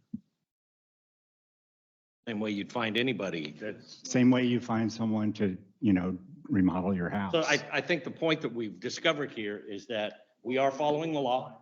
We are within the guidelines set forth by the state of Texas. So Pat can make the decision to utilize or not utilize. We're not authorizing any money for a particular project. We're just authorizing usage of a contractor, of a private contractor. But to be honest with you, when we first started working Texas Land and Right of Way, you research them through word of mouth, through other entities that used them. You see their progress, you see other work they've done and the satisfaction. I mean, that's how I found out about them. I met Renee, who is the owner. He's sitting over the corner. We won't let him speak, but I heard about them through other entities that have used them, and they highly recommended them. We sat and talked. But it was probably 6 months before we ever hired them to do anything, because we were still in that process. That's kind of how we find these people. Same way when we hired River City Engineering, who's now Tri-Hydro many years ago, because we used Garcia and Wright for over 30 years in San Antonio. So how we drifted from them to what we have now is a process as you start hearing about them, working with them, checking them out in that level of field of work, and you form your opinions, and that's where you head your decisions. And that's not just my decision. Of course, this one is my preference, of course, today, but that's how the board has moved in that avenue to get those consultants. All these consultants, professionals, I understand. I just want to make sure we're not paying a super premium price and we're actually market price for the quality of workmanship. Well, that's the other benefit of having two different firms. Right. Okay. Look, One gives you the The quote for costs this. are outlined in the two documents. Right. I just want to make sure we're apples to apples and not, I don't hold them for ransom, but it's something we have to consider. One is costs are shown in the two documents. So there's that comparison. One is more costly than the other. But we also pay attention to, as we are working on a project, going through the easement process, which is tough. A lot of discussion, a lot of calls, a lot of this, a lot of that. We also see the manner of those agents out in the field. How are they representing Green Valley? And if they're going out of line or doing something they shouldn't be doing, we monitor that constantly. And that speeds that process. You're better received in the public by that property owner, and it makes the deal much easier. And so that's the reason why we're using these guys. Our existing, That's correct. Now, if we approve this next one, I will put them through the same past ringer as I do anybody else, because they are representing Green Valley and they know their boundaries. I'd like to make a motion. Please. Make a motion to accept the professional services agreement with HRM Land Acquisition Solutions LLC. I'll second it. Seconded, all in favor? Aye. Opposed? no, Okay, motion carries with Mr. Sherman dissenting. Yes. And Pat, can you forward, at least to me, I'd like to see that. I wrote it down, but now I lost it, the 252 that specifically outlines which services need to be RFQ'd and which don't. I don't believe hire somebody without an RFQ. All right, on to item J. Consider Green Valley SUD website platform change request and take action as necessary. Ms. Ford. You know, I told Ashlyn I was gonna let her do the heavy hitting. I was gonna kind of introduce this, You're not kick gonna it throw over her to the her. wolves? I'm not gonna say anything. I'll just let her take off with it. Ashlyn, the floor is yours. Sounds good to me. Hi, y'all. I just wanted to introduce some new proposals for a website change. Civics Plus will be going from $7,500 a year to $8,900 a year. That kind of cost is a 19% price hike, and that would be with no added features, no added anything. This would be the same site we are still have. With that, the adjustments the board would like to make, it would be around $6,600 to also add on top of the $8,900. So we're looking at a significant price hike for something that we're not really getting the most out of. I presented a couple of different options for the board. GoDaddy is one of them. I don't recommend this as it's more e-commerce. Wix as it's more expensive.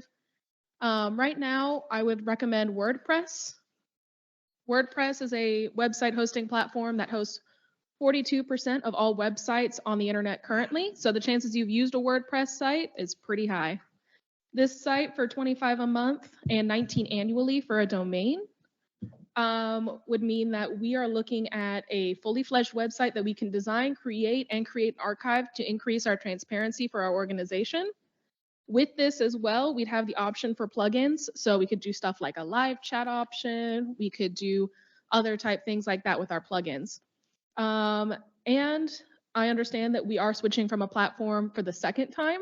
So I do have a plan B fallback of going to Rural Impact Water, which is a company we've used in the past and still remains under the price that Civics Plus has offered, and to prevent any undue price hikes.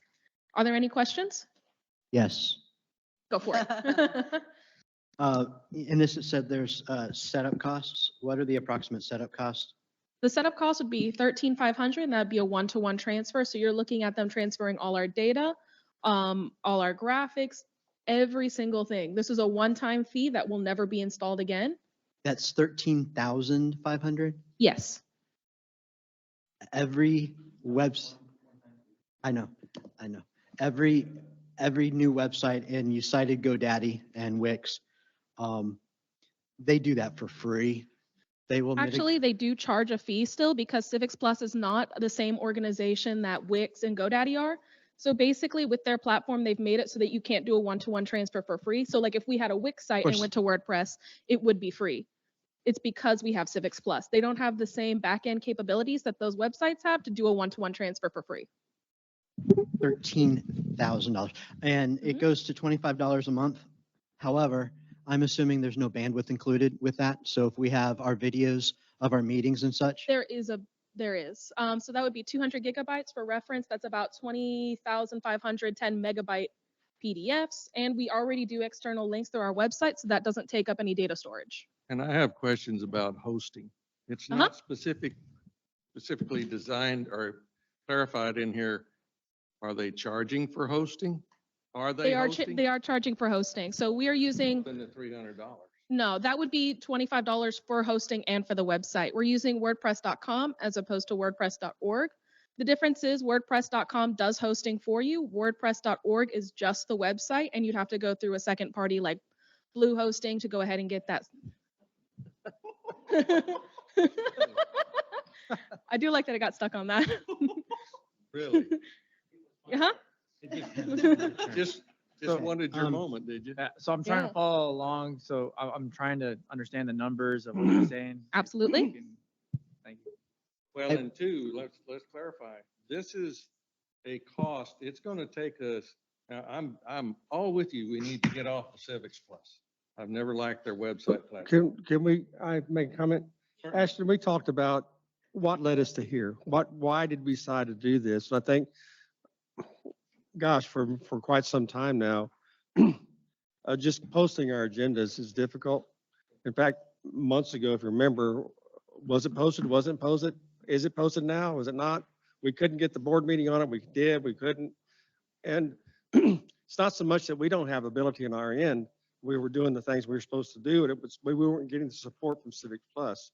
We could have an issue, call them today, and it may be 2 weeks before we hear back from them. And that's not good. I think it's the more fluid maneuvering. I think we have better support with what Ash and his research has done. And this is not my world, so I rely on her to say what I'm trying to say in a more effective manner. But all I hear from my staff is Civics Plus almost holding us for hostage. We've had other companies contact us that they are taking other folks from Civic Plus coming to their team. They said, would you like to do the same? And we're not wanting to do that because we don't like their company either. But so it's just some signs of the times that we're seeing and the difficulties we're having internally for the last year since we got on this. We had difficulty getting it uploaded. If you remember, Nick, I know you were on the board then. We had some difficulties with our website. Well, and I remember it was all tied back to, these were all the recommendations of Vincent No. Communications, which that was a mistake then, and it continues to affect us. Right. I do have a question for David, and Ashlyn, not to skip over you, but I know a lot of this, David, is going to be, we're going to, here you go, David, do it. Here's all this work we presented. It's beautiful. Put it up there. Are you comfortable with this, I don't even know what it's called, WordPress? I mean, are you familiar with it? Have you looked at their presentation? So I've reviewed some of these websites with her. What I would say is at the initial front, leaves and bounds ahead of Civics Plus, the way it operates and the way it manages. But I think the biggest benefit is how much flexibility and control we will have over what Civic Plus currently does for us now. And Ashlyn, the reason I asked David is when David first started, I think it was his first week, I had to go into the office for something. He was helping me. I don't know, I had a problem with my email getting squared away. And he was actively on hold with Civics Plus, trying to get it figured out. So Remember that? you're the expert in the IT area. That is not my expertise. But I trust your opinion on it. So I really don't enjoy spending money twice on the same service. But I mean, if you guys who are going to be leading the effort on this think this is the way to go, I can be with it. You did reference plugins, Ashland. And I do have the prices for those plugins if the board wants to look at them. Are they included in here? They are included in here. It would be on the last page under plugins and third-party software requirements. So this would be a 20 a month for live chat and a 36 for a share OneDrive. So that's to give you an idea. If you say want to go with something else for this website, we could go ahead and look at those prices. And you're looking at a $300 increase as opposed to Civics Plus, where it's a $6,600. And I will mention 66 so that 5,600 would be just for us to be able to design our own website. They do it once every 5 years, but right now we don't have that capability, and they'd be charging us money to do our own in-house designing. So right now, looking at WordPress, we could do all of that as soon as we sign up. Well, the initial cost, the 13.5, Mr. Hendricks question, wasn't it about a similar price or actually more than that when we went to Civics Plus? Do you recall? I couldn't give 14, you 15 exact grand? figures, but it was pretty high. I'm gonna say it was closer to 20,000. I mean, I could be way off, but it seems like it was closer to that. That's my right. recollection. Yeah, It was it more than seemed what pretty this high. is. Yeah. That's because they're designing an entire website, correct? Right. And that's No. what these people are gonna have to do, redesign the whole Yes, they're going to website. redesign the entire website, but on top of that, if we were to continue even with the startup cost using WordPress, we would say $4,000 after the first year. That's with the startup cost, that's with the monthly fee. And that's Civics Plus also, it wasn't a complete web design. We still had to use what options they had available. They didn't exactly cater it to what we wanted. Right. So some of the stuff that's harder to find on there is not because we wanted to hide stuff. It's, well, you have to click here. There's no button for it to go to automatic. You have to go here to here to there. Do we know how much bandwidth we're using right now on our current website? I wouldn't be able to give you the number off the top of my head, but I would assume that we're using around maybe 20. Most of it's on an offsite Civics Clerk. So Civics Clerk is what's holding most of our archive right now. So Another reason to go with WordPress is if Civics goes down, Civics Clerk goes down, and then we're in a place where our constituents and our ratepayers aren't able to find any of the necessary public information. With WordPress, we'd be able to hold it in our own cloud storing software. And with that, we'd be able to ensure that if our website shuts down, we're still able to get the public access to our information. One of our meetings, how big is it when it's saved on disk, IT man? Sorry, can you repeat that? IT man.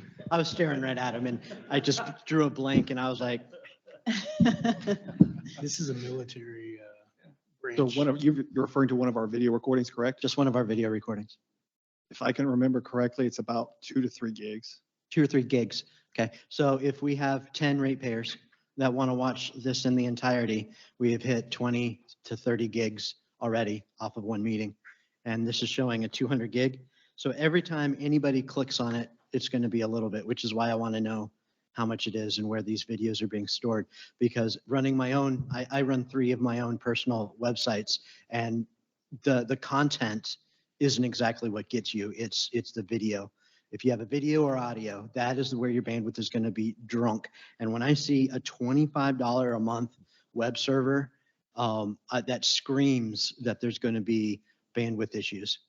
So right now, we don't have to worry about that because we use, again, external links. That's not something that's carrying that 2 gigabyte bandwidth because that's going to YouTube.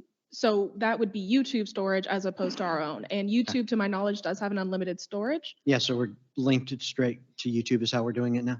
And if we were to ever post videos, we could use OneDrive and it would just be a shareable link. And again, that would be on a cloud service as opposed to the website. Okay. And I do understand that this was $25 a month and the rest are 50 and above. This is, again, a site that's used by 42% of websites already, and it's used by companies like Disney, Bloomberg, Slack.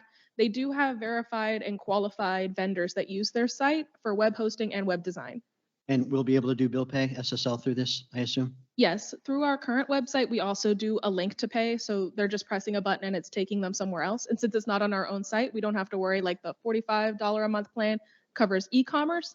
That's not something we have to worry about since that is a third-party vendor for us already. This is the convenience fee that we currently have to pay for paying online. Is that going to go away with this?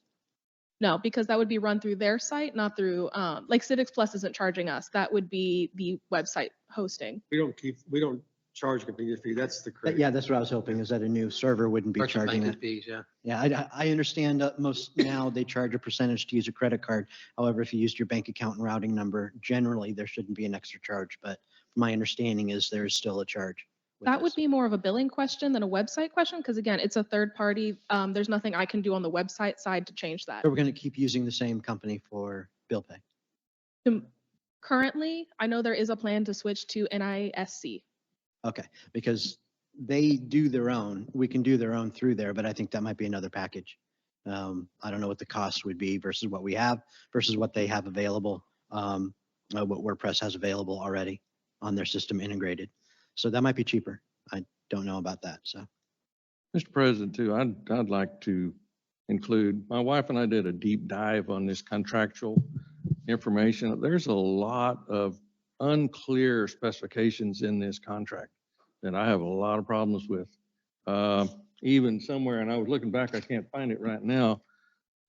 Some of this initial, and I guess this was handed to the staff that was researching it, related to GBRA and the Gonzales service area. We've That's already a- gotten that amended and we're listing GVSUD as a public sub Okay. whose goal is transparency and So you increase. saw that. Yes, it's already been changed and amended. Okay, I mean, I still have I'm uneasy about the billing arrangements and how the initial cost that you're putting forward, oh, it's only going to cost this much. What is it really going to cost once we decide to put in this plug-in or And I will exercise this specify option or that not? right now at the 300 mark, we still have more features than Civics Plus currently offers. We'd be able to do our own design in-house. We'd be able to have an archive. We'd be able to edit the site in any manner that we choose and customize it to the board and the company's preferred settings. And with that, these plugins are just third-party things that if you wanted to, we could start doing. Live chat is not a necessity. Oh, It's a privilege. We can do it. We don't have to. what would that purpose be even? We were discussing it and I thought it would be good to add it in here so you can get an idea of what plugins will cost. But truly and honestly, we were just like, what are some extra things we could add to the website and list those prices for the board? And those are the only two we could come up with when I talked to the heads of the departments. So that is all that it's missing. Quite frankly, I still have a lot of misgivings about costs and the structure of this. Because just going through it, we found a lot of things. We're like, well, what about this? Oh, well, no, over here it says it in a different way. And right now, I can't vote for this without some better clarification or more time to study it and submit questions. And I have a Ashlyn, question. you've worked with this company before, correct? Yes, when I talk about my website design experience, it comes from this website. We used it for Catholic Charities. We didn't pay anything for the website to host, just because we didn't need all the features. So you can see on there, that would be about 2 gigabytes for the website entirely. We weren't uploading that much, so it wasn't necessary for us to have a paid cost. So most of the companies I work for haven't paid for website design or website hosting platforms. They've just kind of bought into the system. You feel like you can meet the time windows? Because there's some time windows set in this where you have to submit, okay, this is the site we want. Okay, now here it is. Now you have to go through and approve it. Can you meet those timelines? They seem Absolutely. rather short, very short, in fact. They do, but I'm willing to make sure that this is my priority and not a side thing that I will be accomplishing.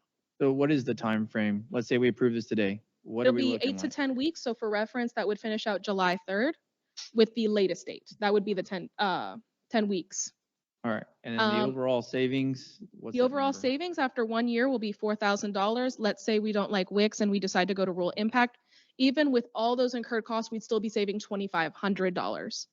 Even if we fall back on this plan and fall back on the next, we're still saving money switching from Civics Plus. And WordPress is already partnered with utility companies, so I'm not really worried about them being able to handle our capacity. Last question. I Sorry. have a question. So the city of Cibolo just put out a new website. I didn't think everything was wrong with the other one, but it is not mobile friendly. So is what we're talking about and possibly approving, is it mobile friendly? So if I'm looking at my phone, it's going to be easy to access, unlike the one that Cibolo just You spent have- money for and it's not mobile You have friendly. to specify that. Yes, I'll make sure it's specified in the contract through revisions, but yes, in my experience, you've been able to edit the site for a mobile and for a regular website because we did mobile indexing. Just to ensure that, because the reality is that someone's not going to be looking at this on their desktop. They're going to be looking at this on their phone at work, paying their bill. Most of the time, yes. So yes, it is mobile friendly. Okay, I have one more statement. Just, we all know Civics Plus is not very good, so obviously we need to change something, so it's, Where does it say bandwidth in here? All I see is a reference to storage at 200 gigs, but none of these plans actually are saying what their bandwidth is. See, that's my issue. They refer to things, but then a lot of places they're not specific. And And I worry about the lack of specificity. and extremely honest on this, $25 for a business website per month is unheard of. Absolutely 100% unheard of. It is ridiculously too low for a business. Well, we used to pay, that's what we used to pay. Now the company charges $50 a month. So the reality is the Civics Plus is out of proportion of what companies typically pay. Rural Water Impact and WordPress are more typically associated. So if we were to buy into the e-commerce, we'd be looking at 45, which would be an average website cost. The only reason we're going down one level is because we don't need e-commerce because we already have a third-party vendor for that. Which is fine, but the issue is they're not specifying bandwidth. I'm going to keep harping on this until something on paper says what they're specifying as bandwidth, because this kind of looks like a bring your own bandwidth plan. Like we need to have either a provider or they're going to hit us up with a bandwidth plan. And I just did a simple Google search for this company, and that is exactly how they do it. I'm looking on here and it's saying that 1 gigabyte of bandwidth is standard across the board for every single one of these that I'm staring at right now, 1 gig. They said, if you want more, it will change your price. And this is straight off of the WordPress mobile friendly, website. We need to have something that says what the bandwidth is. None of this says it. Yeah, we have 200 gigs of storage. That's great. But it doesn't do us any good if we have 0 bandwidth or the first time Gary over there wants to watch our video 4 times, because I know that's what he likes to do. Our website's gonna be shut down because we have gone through our bandwidth. We But need to, so we isn't- might have to table this and find out about. And I will say, if we decide to table it, we might need a special meeting because Civics Plus needs 60 days to let them know that we will stop using their service. And I was gonna ask that when we needed to ixnay them and make a decision, because I agree, I think we need to, they have too many questions, so I think that they need those answered before we can vote as a board. And then speak to the Civics Plus. So we're under a contracted period. Is that correct? Yes, That's so correct. It's Contracted time, period, yeah. it's time to give notice or pay the increase. Is where How we long- are. If this doesn't work because of some concerns the other directors have brought up, do we have a backup to get out if we don't want to proceed with Civics Plus? yes, as previously mentioned, rural impact water is what we used before, and that would be our fallback. We've used it before, Civics Plus, and right now East Central Sud uses them. Well, and this is got a time constraint on it. If we don't respond in a certain time period, it drops off, right? The proposal? No. I've already notified them that the board of directors had to make an affirmative statement on whether or not we would or would not be going forward with the proposal.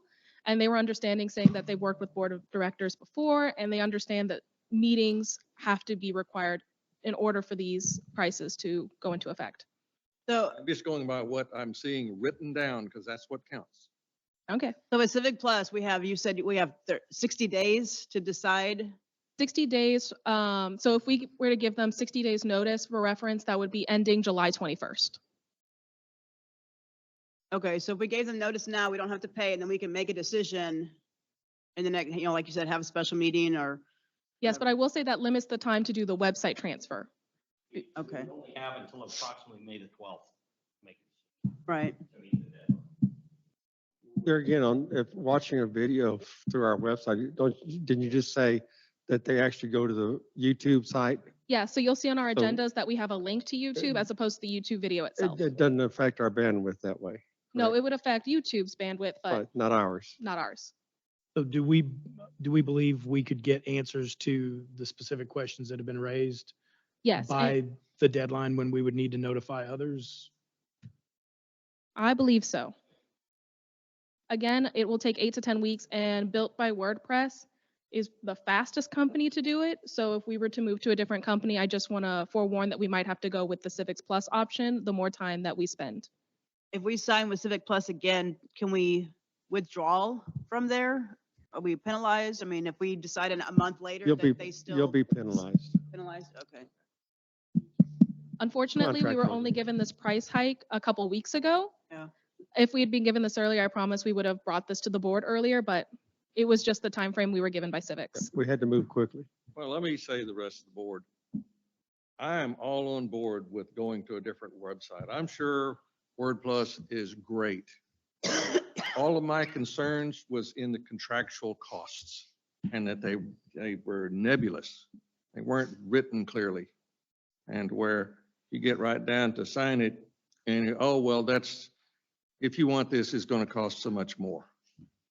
And I'm concerned about additional costs. Ken, Yes, sir. can we tentatively approve this based upon an explanation of costs? I mean, Yeah, how do could we do it verbalize that? Just like that. It would be a motion to approve subject to clarification of costs. Then how do we know the dollar amount where they could say $100,000, outrageous. And that's the root of what I'm saying. Right. I'm concerned with the bottom line dollar amount. Written in the agreement is the total charge of 13.9? Is that? Yeah, 13,500. The 300 extra would come from WordPress.com itself. So 13,800 altogether. Can we tentatively approve costs not to exceed 13.5? Well, but if it's gonna cost a bunch more to get the extra bandwidth, that's probably not gonna cover the problem, is it? Don't know. Bandwidth is, Don't know. Oh, okay. No, well, at least in my personal experience with my personal sites, bandwidth is the number one cost of how much your website's. Once you buy the domain, which we already own, once you buy that, then Hosting is minimal compared to your. Well, James, do you feel like there's an issue of storage? Are we going to outgrow 200 that gigs storage? now. 200 gigs, we would have to have so many meetings, but that's also going to include pictures and such that we put Right. up there, every page, but every page is only going to be like 5 or 6 megs. The pictures are going Yeah. to be the largest. Okay. Okay, Our question. PDFs, if we archive them. Question/suggestions.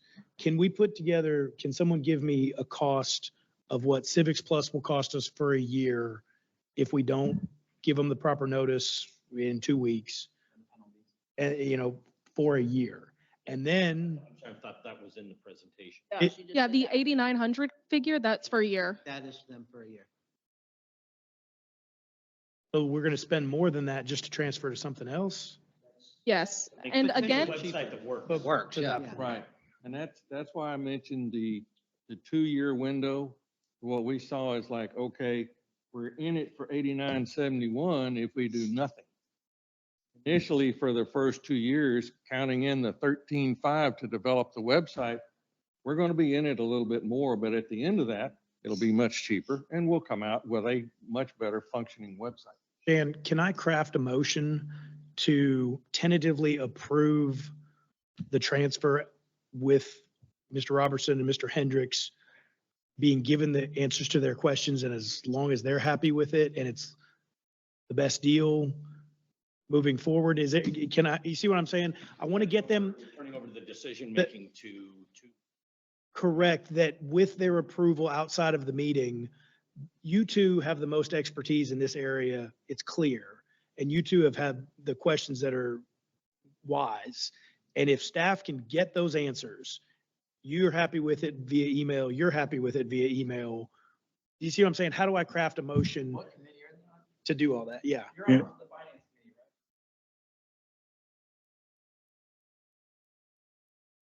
To the committee. To then. Make, Great point. Yeah. Great point. Okay, with guidance from the board, and we'll act. But I do have a question, Finance Committee. What line item would all this be falling under so that I can kind of see more or less where we're gonna be hitting on the GL roster? Pam, sorry. PR. Yeah. Okay, so. PR. PR is what we're gonna allocate to, so out of the $50,000 budget, right? but how much did we allocate? We already allocated 20 to 20. her. Allocation of 20,000. That's separate.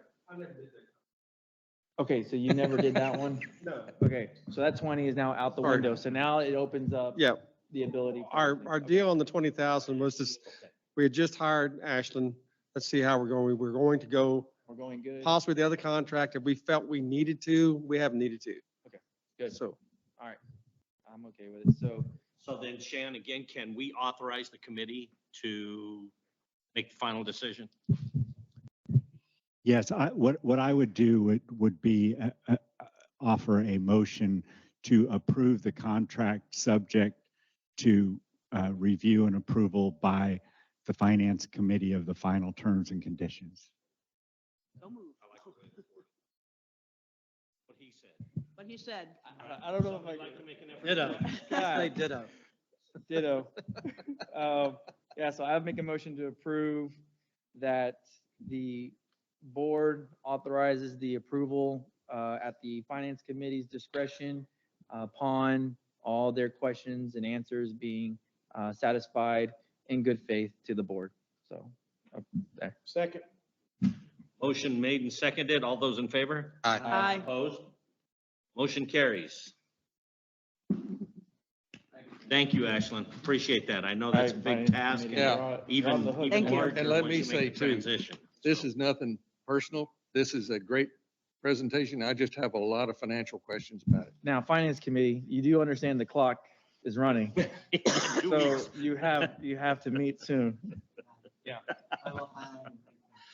All right, let's move on to item K. Consider and purchase of 2 half-ton pickup trucks to replace surplus vehicles 8 and 14 for Water Division and Meter Division. Take action as necessary. I will remind the board that this was a topic that we decided we wanted to add as a change to the budget to have all vehicles brought to us and approved individually. We also asked for a list of what capital items we needed to Correct, purchase. and that's in, For this particular item, it's included in your agenda, in your addendums. But I did notice there were 3 vehicles listed and only 2 vehicles listed here. We're only trying to purchase 2. We've got 3 quotes. Oh, yeah. And these are in addition to the 2 that were purchased 2 months ago? Oh, Mother of Jesus. What we purchased, and that's what I'm confusing. What we purchased, my understanding, my records show what we purchased 2 months ago was the trailer that we approved in January. In fact, we just purchased it yesterday, 28,000, and the mower that we approved last month, which was 13,000. We also approved trucks with a not to, it was a not to exceed But figure that was because in July of last year. We bought trucks this year. We approved some, correct, that was correct, we did, but I believe what ended up happening is we couldn't get those vehicles for that price. John may correct me on that. We approved a vehicle for the meter reading department, but it hasn't come in yet. We had to order it. We had some issues with the numbers that we were approved for to find a vehicle. It was weeks later, got a call from the dealership that they were allowed me to order it. And so we did so, and we're still waiting on that vehicle. But we approved the bought a new purchase. vehicle. Yeah, we approved the Well, purchase. we want, for the meter reading department, the vehicles they were looking at, 8 and 14, which y'all have decommissioned, is a run work order truck. That's all the work orders that the front office generates. This vehicle goes and all those work orders. And the second one is a vehicle for locates. We do roughly, Gabe, 25, 30 locates come in a day. Sometimes that's in excess of 40 or 50. Okay, so We're replacing 2 worn out So the vehicles. we're replacing 2 vehicles, 8 and 14. And that's why the, stated we've already surplus them, Yes. but we We surplus put the them. cart before the horse, Right, no, well, we surplus them tied to the purchase of the other vehicles. right. but that's these 2 vehicles. But we only ordered 1 because we couldn't get the other vehicle at the cost y'all gave us or the price not to exceed. So we ordered just the 1 vehicle. We never did buy the second one. But now we're asking for 2. Yeah, and why your budget doesn't show the purchase of that truck is because we had to order it. We haven't actually spent the money yet, but it's been approved. It's on order. When it comes in, we'll buy it. But So I believe what he's asking though is we're requesting 2 vehicles now. Does the one we ordered take part of this two vehicle purchase, or is this a completely separate? it's completely separate. We're asking for 2 vehicles today.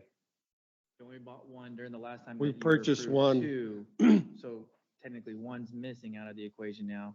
That fund hasn't been spent, so it's back into the pot.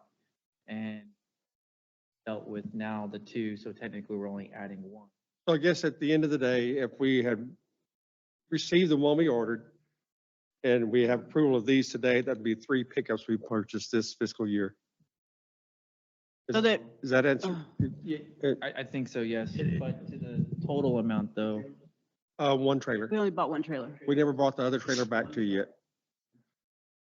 and the lawnmowers. And the mower. And total, do you have the number as far as what has been spent? What actually been spent so far is 32,000 and some change, say 33,000. Now, the. I truck apologize, I don't have the total for the truck we just purchased handy. That we have on order. The one Right. that was on order is And that about like was 45. 45,000, I think. Right, so we're at 78. So I have a question. There's 3 listed here. Which ones do you want? Well, I think Ford is the cheapest one on the docket today. The Well, Dodge. then, Now, if the I may, quotes let that- me ask another question, John. Did you get any feedback from these 3 bidders as to how quickly they could obtain or locate one of these I could have vehicles? bought the Ford or Chevrolet a month ago. They both of them have called me and said those vehicles are no longer available probably and get- we're subject to a 5% increase. Okay, They always beat All the right. price. Nothing from the Dodge. Nothing from the Dodge dealer. Okay. So what do we, Looking at a delay. Let me just say that the quotes that we have are, John handed me, the Ford is at 48,700. The Chevrolets are higher than that at 51. So the 45,000 number that we approved last time, we don't have that called. These are higher. If we can find what was it, a 2023, it's at 46,000, but if we can't find that, it goes to a 2024, it's 5% higher at 48. So what we're doing again today is trying to approve an amount not to exceed to go out and buy these two pickups. You've got different numbers than what we do. Because what I've got is a Ford F-150, 46,407, a Ram. Right, that's a 2023 model. If we're not able to get that, because it's been several weeks since we got these quotes, that truck's probably gone. So if we have to go to a 2024 model, it's gonna be 5% more. and that's why this is an issue and was the last time, is because you need the money to purchase it instead of coming back to the board and asking permission to buy it. What we have done in the past, we had an amount that we put in the budget for Yes, I the know. vehicles. When we found a deal, we always shop to see where we can find the best deal. You make it that day or within a day or two, they'll hold the truck for you, but they won't hold it weeks for you. And so that's the We used to kink do, here. yes. And then it got changed and now it has to come back to the board and then you lose the So vehicle. what we do that you now is wanted. we present that we want to purchase some, we have an about cost, but then we, of course, add lights and safety stuff to it, so it adds another $5,000 to it. So we When- usually go to a not to exceed number. When do we go back to budget? When we do the budget again? Well, we'll start preparing the budget, we'll finalize it. in Need to add September. money back to the budget for vehicles, so this way you And- don't have to do this And every Christie, time. I agree with you. The issue we ran into is we would budget for, say, 3 trucks, and then we would buy 2 that weren't work truck package trucks, and we would spend the money on extra level of package, it would seem. So what we asked for is we said, give us a list of every capital equipment, vehicle, whatever. Do you need a backhoe? Do you need trailers? Do you need a lawnmower? Do you need 2 trucks? Put that on a list. And then once the board said, yes, I think we need a lawnmower, a backhoe, a trailer, and 2 trucks, then you can go get it. And we can set it, because But he can't I'm- plan that a I'm year in having advance. trouble- I'm having trouble with just the quantity issue here. So rewind. When we bought 2 trucks, or the board took action authorizing a not to exceed amount, we said, go buy 2, surplus these 2. It appears we were able to order 1, but we need to backfill that second truck previously. Well, now we need another truck, and we're being told that the same 2 that we already surplused to replace the 2 that I already thought we bought, those same units are now being the surplus here. So we're expanding the fleet, because I have no problem with replacing worn out equipment as in cycling it out. We're expanding the fleet now, because we bought 1 and we want to buy 2 more, but we've only lost 2. So we're net 1 ahead. And if we need to expand the fleet, I want to understand that up front and at budgeting time even. So. Oh, Well, the two that actually, we- No, you're wrong. The one that we bought, the meter truck, has been about a 3-month process. We still haven't got it. And so the meter readers are actually running in a service truck. Oh, they're burning 3 times the amount of gas. Trucks that we surplus, Unit 8 and Unit 14 is the 2 trucks that we're replacing, that we're asking for today. Yeah. I don't know where your other Yeah. trucks are coming from, Nick. I'm just telling you, So we surplus 2 Well- that we need to replace, 8 and 14, and 3 months ago, we ordered the Ranger for the meter reading, which we haven't got yet because we've had to order it. We missed the deal. We had to order, so they're actually reading meters in a service truck now. So quantities, you're wrong. When this board took action, I don't know if you were in that meeting, this board took action to authorize to buy 2 new trucks. And then it was either in the same meeting or the subsequent meeting, we surplused two, which are these that we've Right. already surplused. The intent that was the understanding of these people was that those two surplus trucks were the outgoing two that we purchased. We're still having to replacement. drive them because we haven't got the two new trucks. Right. Yes, and I agree with you there. But on this paper, we're saying that these two surplus trucks that we've already surplused, that we're still having to drive, replace these two proposed vehicles, which is not my understanding of what we So had done previous. you're correct, Nick. We're adding a vehicle. And that's what I want. And we the didn't present that listing. to you that way. And that's That's what I correct. want, the listing of the new capital equipment, and we've been asking for it. So, Well, And well, if we've, what we've I've got- already- We've got to find a better way to Yes. do it than what we're I doing agree. right now, because now our people are going without good equipment. so what I've got, I'm gonna make a motion. And my background of it is we already agreed to buy two trucks. We could only get one. The dollar amount was too short. So Pat, the goal is to buy the Ram at 43,795, the 20 No. and 23. Dodges are horrible vehicles. I would not Well, recommend what buying. what we're authorizing is We can't- allowing we them to can't just- buy what they need, not the brand. Exactly, yes. The city of Cibolo, everything that they bought this cycle was a Ram because it was the least costly. Yeah, but this ain't Cibolo. Well, we're not gonna buy anything if we're gonna say we're not gonna buy the most cost-effective vehicle with the money. Well, there's other factors other than, And price. All right, Price. ladies and gentlemen, Anyway, we yeah, understand the let's- concerns. The we're going fiscal down a concerns rabbit are hole. valid. Hey. We need to address them. At the end of the day, we've got to get a pickup into their hands. So I will accept a motion to be I able got to one resolve question this. for Pat. Pat, what was the cost of the 2024 Ram? I don't have a cost for the 2024 Ram. I have a cost of the 2024 Ford. It was, the Ram was higher than the Ford or Chevrolet, so, I mean, I got the cost on the Ram as a bid, because we have to get 3 bids, but Ford and Chevrolet were considerably Orange's cheaper out budget. of gate. Can we, Not what I'm looking at. This is Ford and Chevrolet are not, When those, I don't have any prices. for Well, Chevrolet. GMC, you mean GMC? the, Chevrolet GMC is the I mean, same. it's pretty But much the they're same not thing. cheaper. They're not less costly on Yeah, this. page. GMC is substantially higher on this sheet we're looking at, right. substantially higher. And I think what our cost that we would get today for that same Ram is higher, is what the problem is. How do we take action? is, An allowance. We will never be able to give you an exact cost of a truck sitting here when we looked at it 6 months ago. We can't give you the same costs. And totally understandable, and I understand that myself, but So based what- on the numbers that you guys provided, based on the quotes, I would be comfortable allocating $50,000 to replace the other vehicle. I'm not comfortable adding to the fleet just yet until we do a cost analysis and see where everything lines up for next We've got that budget. Rate study next month. We have it next month, so if we, Then just table this item. no, I want to approve at least, I wanna I want to approve at least one. approve one, get that one going. But really, we actually have approval of the second truck already. We just need to add another 5 or 6 grand to it so we can go ahead and find a truck at that not to exceed price of 45,000 you We gave already us have last the month. approval of one, then we're just gonna add more dollars to that one so that you can, so. That's at that what I'm point, saying, then- yeah.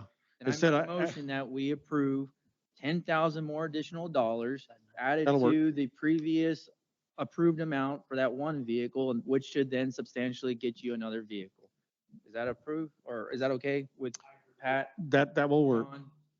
Okay, so one vehicle, 10,000 more dollars. Okay, so I make a motion. verify that, would you please? Yeah, exactly. Yeah. That's, Okay, I'm Pat, not following you at all. okay. I'm hold on. following him. Try- Can I try? Thank you, Pat. Believe it was January or February, we Yes. approved the purchase of 2 trucks. When we got the approval, we couldn't get the second truck at the cost that we had not to exceed, which was 45,000. We ordered 1 truck, so we had that one secured. We never purchased a second truck, so I already got approval to buy 2 trucks. I didn't realize that till today. Thanks to Mr. Frias, Mr. Sherman. So we already have approval to buy 2 trucks.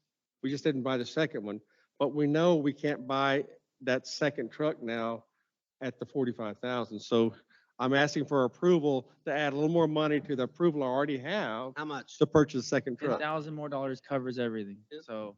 And $10,000 we would be can make that work. And we'll, Then it would bump it up to. we'll buy the second truck. We'll come back in a different form Budget. and give you more detailed information.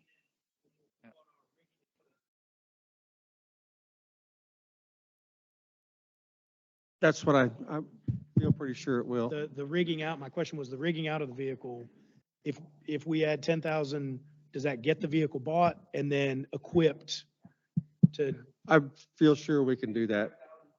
That gives us 55. Yeah, because the rigging on these trucks are very minimal. It's lights, strobe lights. That's not Yeah, we'll try to get less than that. boxes and So a bunch of tools. let me recall all the other motions. Are you tracking? Are we good? Okay, you understand it. All right.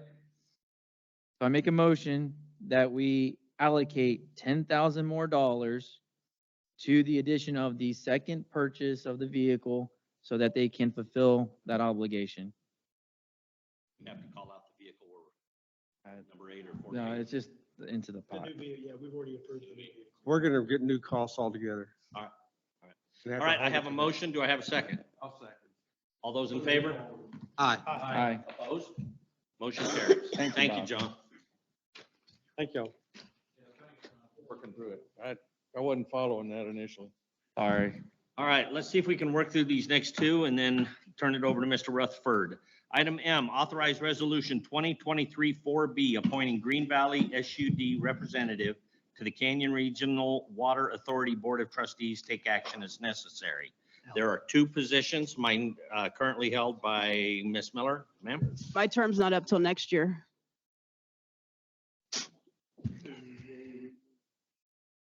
Right, my term is not up till next year. It's a 2-year term. Sam, any insight there? You're the one that said that we needed to do this in April? Yeah, Steve's term is up. He needs to be, Wait, do we have the resolution? One. Okay. no, one's for Steve's position and one is for Pat's position. One's for the trustee and one's for the manager.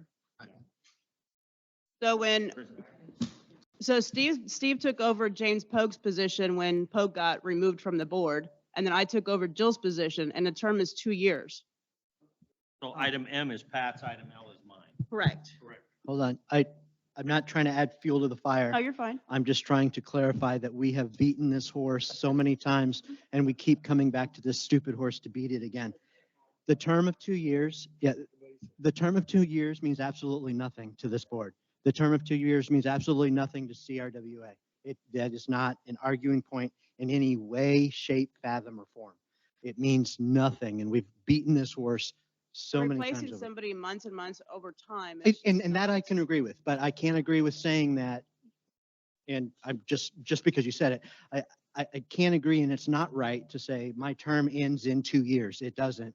The term is at the discretion of this I board. appreciate So- your comments. Let's move on with what the item is to discuss. So I Ms. would like Sam? to make a motion to reappoint Steve to the CRWA board for trustees. I'll second. All right, we got a, no, we go to discussion. We've got a motion and a second. Any discussion on the topic? So again, we talked about this back in January, that this would be an April thing. In my understanding, it was gonna be a review of both candidates that are currently on CRWA and going from there. That's how I understood it. That was my interpretation of the message. Based on how CRWA is handling everything, April is when everybody goes in, goes out, whatever the case may be. So to only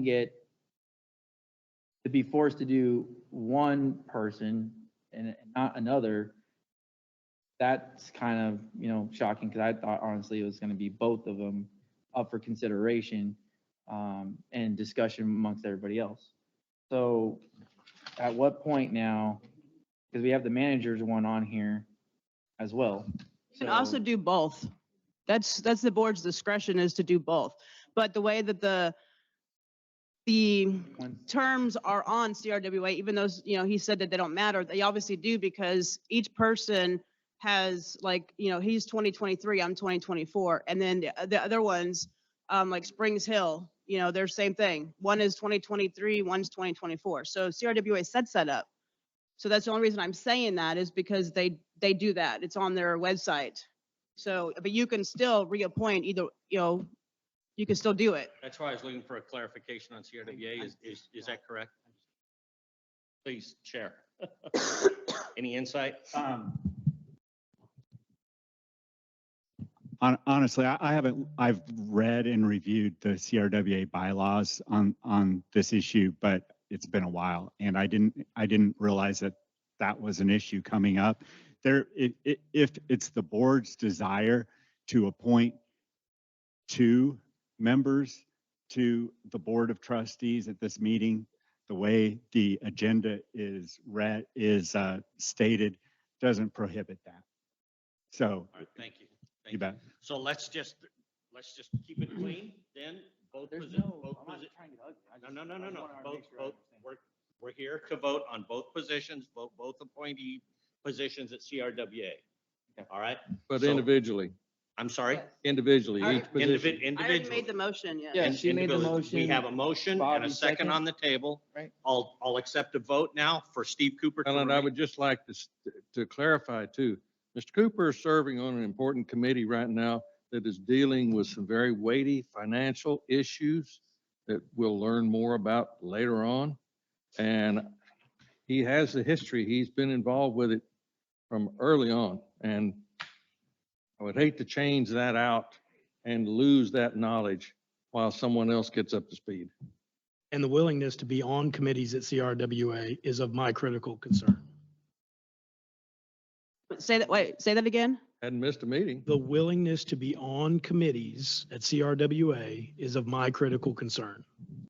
Yes, and that would be me that you're talking about, which was one that I didn't want to be on. But that doesn't affect my performance on the board. Okay, hold on, Ms. Miller. I appreciate what you're saying there. We're going to talk about that after this one. Roll call vote. My name's up on this one.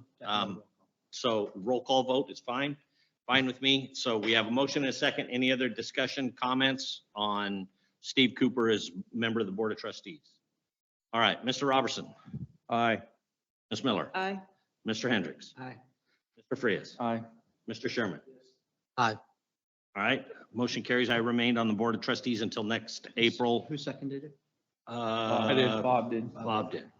2-year term. Well, see, that's the thing. I mean, That's how the resolution Arbitrary. read. It's an arbitrary 2 years. It's still up to this board to make that determination. It can move around. reconsideration back in yeah. April. All right. All right. Sub item L, make it item L1 to consider the second position on the Board of Trustees. I'll make a motion to reappoint Christy Miller. We have a motion. I'll second that. We've got a second. Okay, discussion. Ms. Miller, please feel free. So from what Nick was talking about, yes, I declined to be on the budget committee because I am not good with numbers. So I did not feel that my position was good enough on there. But I have been at every single meeting since I've been appointed. I stay after 10 o'clock at those meetings. I do a report every single month. So I am a good CRWA board member, and to remove me because you don't believe that I should, or I shouldn't have not been on the budget committee, I think is wrong. I've done a great job. So it's up to the board's Ms. decision. Miller, thank you for your comments. I'd appreciate making them unpersonal. Direct them to the chair, not to the individual Yes, sir. directors. All right. Yes, sir. Thank you. I personally have a question. The only way is personally to I answer. understand. Okay, Please so feel free to ask the while you've been on there, have you been approached to go on any other committees? No, sir, I have not. Okay, you have not. Have How you is it? asked to be on any other committees? No, because they're already full. Okay. And Steve as is on the opposed to, construction yeah. committee, so there's no need for me to be on another committee because they're already full. As a point, not every board member is on a committee at CRWA. Yeah, 'cause I we have- understand, but you as well do understand the footprint Green Valley has Sure. in CRWA as far as the magnitude in relation to all the other SUDs and districts. We're well represented. Correct, thank you. You were gonna say something? Is there anyone else that wants to run? That wants? Well, we'll Well, I consider that after we determine. I have one more question. Are you still planning on not going I for don't vote think that in that question November. is appropriate for the position. For a 2-year span, I need to know if she's gonna run for Green Valley again It shouldn't next year. matter. Okay. It doesn't all affect right. my performance right now as a board Saying right now, member. But we're looking at a 2-year span like you guys are claiming, so I need to know, is there a contiguous? But it's not, but from I what, understand your concern, but the All right. decision that we're making is for today, not for at the end of somebody's term. So discussion. Please. Everyone was here for the previous discussion on this topic. At the time, it was stated, not going to run again, just want to finish out through April. It was a close vote. The board agreed to leave the existing members on there with it bringing back in April. We've done what we discussed and it's back for discussion. who said they weren't gonna be? I don't understand what you're saying. What's your question? The conversation on the record was who would or would not be running at the next election. Right, and that, A reigning factor for Mr. Sherman's vote. That's all he's trying to express. okay. I'm just reiterating what we've done in public session and how it was handled and when this was going to be beating a dead horse. So if there's, Paul, hang We on, have a motion and a Wait. second. so if there's an issue with me not rerunning, why not let me finish out my term? Because what we are dealing with right now, putting somebody new in what's going on right now is not smart. If you get appointed today, you have to catch up with everything that's been going on, and Steve and I are educated on it right now. So my term, yes, my term is up in November, so why not let me stay there until November, and then all of this should be hopefully blown over, and then you can point whoever you want. It's my suggestion. Comments?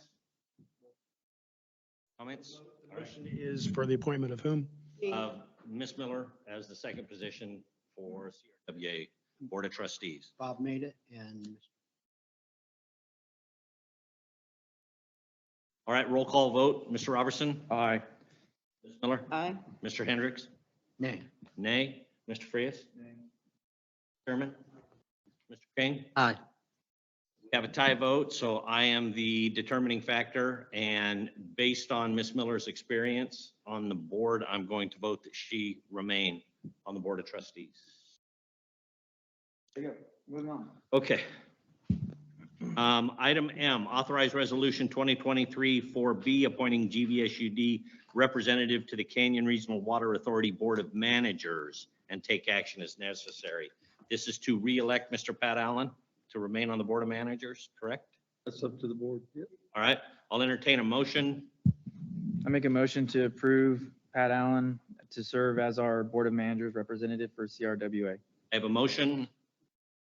I'll second it. Oh, Sorry. got it. Mr. King is seconded. All those in favor? Aye. Opposed? Motion carries.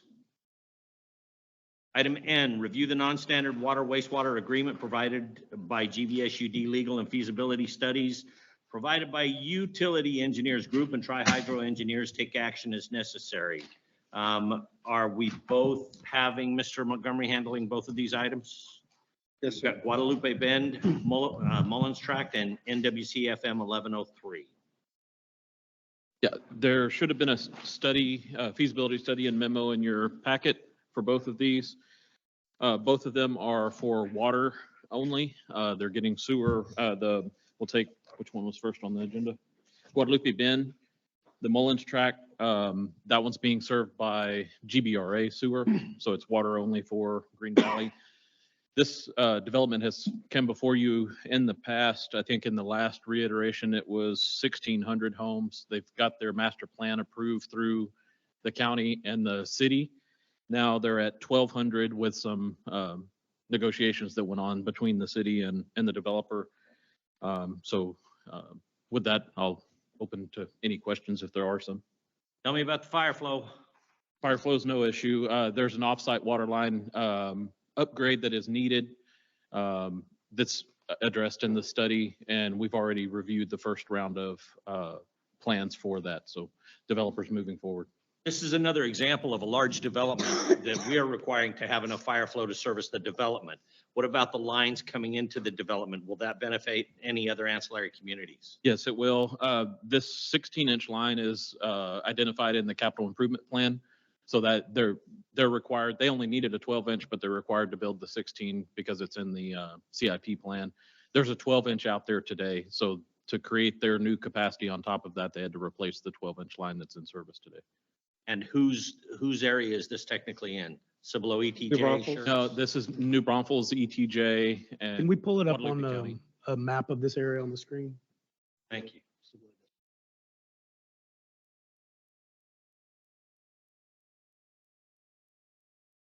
Right beside South Bank, if you go down to that McQueenie label. And then Gary, while we zoom in and find the area, in the study, item 4.2, the developer intends to construct the development under a municipal utility district. Yes. So every other time we've heard about MUDs, we've been told they're evil, they're bad, we don't want anything to do with them. What's different about this development? Well, I don't know that I've ever said they're bad. It's a financing mechanism that's used for the developer, but you'll own and the district will own and maintain the water system within this development. Where's this at? Right here on 725? Right beside the Bandit Golf Course. Yeah. Wow. Hey, Britt, you're getting neighbors. Oh, he left. Oh, he left. My daughter lives in that Cypress Grove Mobile Home Park right there. Okay, yeah. So The MUD district is all it does is another financing method for the developer to be able to pay for the infrastructure. They're still getting service from us, still getting service from GB SUD. I guess maybe why we feel some MUDs in some areas, MUDs are formed where they build their own package plant or sewer plant, and then 6 years later or 5 years later, they go defunct. And so So the infrastructure in the ground that will be dedicated to Green Valley it'll be just like a regular subdivision. Yes, sir. will be, Will become our asset. it'll become our asset, but it's not paid for yet. No. With the financing mechanism, because the MUD would, Thank On their end, right? Gary, is that correct? It's a reimbursement mechanism. by Right. Putting the money in Yeah. and So getting they reimbursed put into for it, they create everything, they design it based our Our parameters. standards, right. They do all that work, and then at some point, they transition ownership of all that to Green Valley to manage, service, and provide future issues. Okay. And the MUD is formed as a taxing entity and reimburses ultimately, eventually, the developer for the costs of the infrastructure that they put into the. developer recoup more money than was expended. It is a very highly controlled process overseen by the district division of the TCEQ, and it is very strictly enforced and adhered to by the folks at the TCEQ as to the amount that the developer is entitled to be reimbursed. Thank you. Now, where is this waste gonna be going? Obviously, they treat it there. At what point, where do the solids go? Actually, it's not treated there. It's lift station to Oh, it's the lift- GBRA plant. Okay, so. That's through right them. over here. Okay, actually. so they'll be going to that point. As far as their concept of doing it this way versus going through us and our kayak fees and everything, which way are they trying to skirt No, the system or? Green Valley has no right to serve them sewer. It's GBRA, CCN. Okay, So thank you. it's Green Valley's water, GBRA sewer. Okay, so. Yeah, so you have no availability to serve them. All right, so we're doing what with this one? Just water wise? Okay. Correct. Thank you. Just to make Yep. sure I'm on the same page. Okay, so they're required to do 12-inch pipes. However, the city of, I'm sorry, they could get away with 12-inch, but the city of New Braunfels has put in the requirement for 16 to match their CIP. Is that what's going on? CIP. The city doesn't have any purview over your line sizes, the district's line sizes. Okay, so we're requiring the 16-inch lines for proper fire flow. Correct. Okay, so, all right, I just want to make sure that Right. there's going to be proper fire flow out there. Yes, Okay, and there is today. okay, awesome, thank you. And last question for you, why is it that the fire hydrants are specifically called out to be funded by Green Valley on this one? Because there's an off-site line. So those are dropped on the off-site line? Okay. Yeah, so we try to be as fair as possible to the developers if they're replacing an asset of Green Valley's that has no real benefit to them. We want fire hydrants along the line. No, that's reasonable. I'm sorry, apologize for the stupid question. Can you explain what an offsite line is? I can. So they have a development right next to the Bandit. There's a line up to Alpine Road, that County Road 355 on the screen there. That segment of line is in place today as a 12-inch. This report requires it to be a 16, so they'll replace that 12 with a 16. There are fire hydrants and valves along that line that have no value to the developer. They have value to the adjacent residents and to the district as a whole. So we typically put in the study that Green Valley pays for those fire hydrants since they have no real value to the developer, but they have value to the residents that are already out there and to the district in general. Thank you. And how would we fund that, the Green Valley portion of this? Our impact fees, reserves. So is that going to be another capital item on our expenditure list? We won't be doing any construction. We're just paying for what happens is as that line is built, here, I don't remember the contract. Is it we're building that 16, they're paying for it, Yeah. their contractors paying for it. And there's a trigger. I think we said that they could build 300 homes before they have to do it. So you'll have 300 impact fees and water acquisition fees prior to that expenditure being needed. So basically you're using their impact fees to offset the cost of the offsite fire hydrants. So is it going to hit my expenditure list as additional capital expenses? Yes, construction there'll be an expenses? expense for sure, and there'll be revenue on the impact fee revenue side coming from the development. You understand where I'm going with the 443% or whatever it is. If it ticks up to 447, Right. I'm going to ask you about it. So And some of those numbers, like I said, there's reimbursement in those numbers that the developer or either TxDOT or someone's gonna reimburse for that. So, in some just places. capture that kind of thing in your modification report so that Right. we understand it. So just so I can understand, this mud district that they're creating is for both wastewater and water, or is it just water only? I don't know. I don't have any, I didn't review the mud for anything Could be with used for sewer. both, right? Yeah, we don't really have control over the mud formation other than to object to its creation, but generally it provides, it allows for the financing of all essential services. And so I am 99.9% sure that the mud is going to be created in order to reimburse itself for the costs of connecting to the GBRA wastewater system. And we're seeing a lot of this in Guadalupe County because Guadalupe County changed their rules to 70-foot right-of-ways, or they won't accept the road maintenance. So a lot of developers are creating MUDs just for the maintenance component, to have an entity or a board that can maintain roads, drainage. This fits within our master plan as far as everything build out. Yes. Connections. Correct. utilities. All right. And let me rewind. So the mud discussion from previous was we would oppose a mud creating an on-site Right. treatment. Is that correct? In some cases. Within your CCN. The general principle is that we are the sole authorized certificated provider of water and wastewater services within our district boundaries and within our CCN. And sometimes MUDs are formed for the purpose of creating their own utility.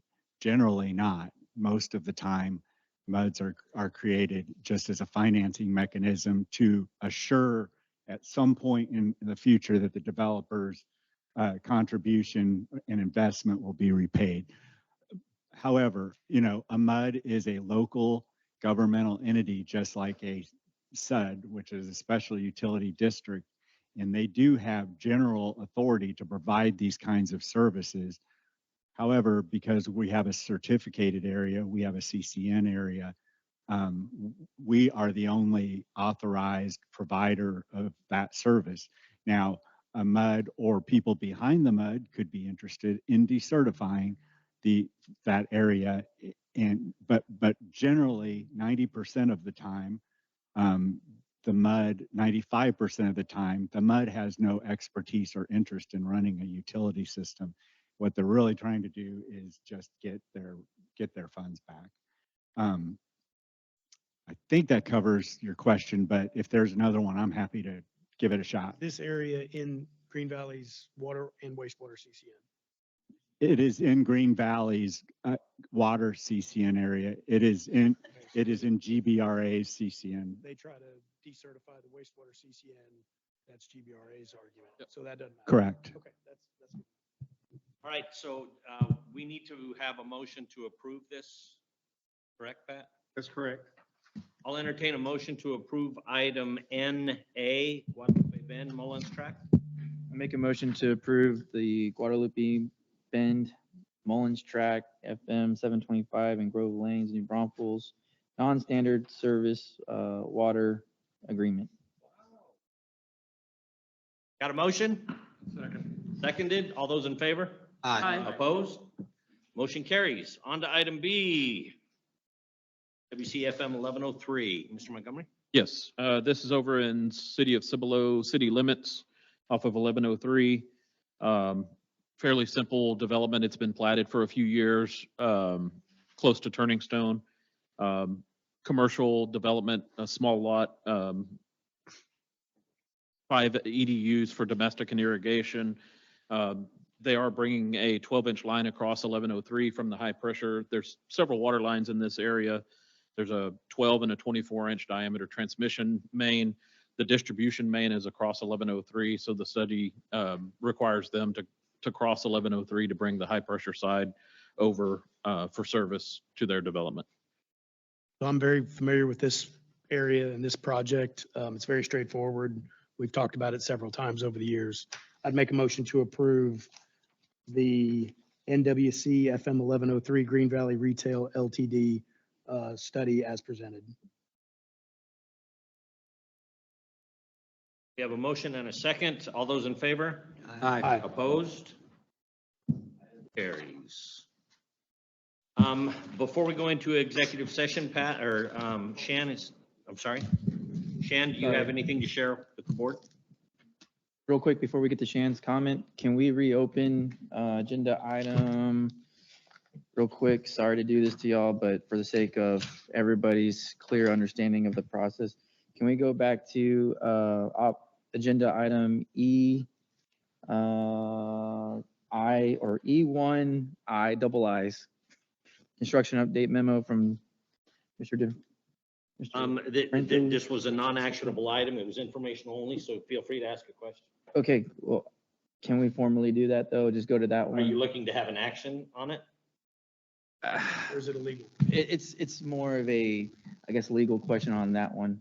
I don't know how to go about it. I just want to make sure we're on the, I don't know if you have to formally open it. I would suggest that after the meeting, after we take a break, ask the legal question, make the determination it needs to be brought back to the board as an agenda item.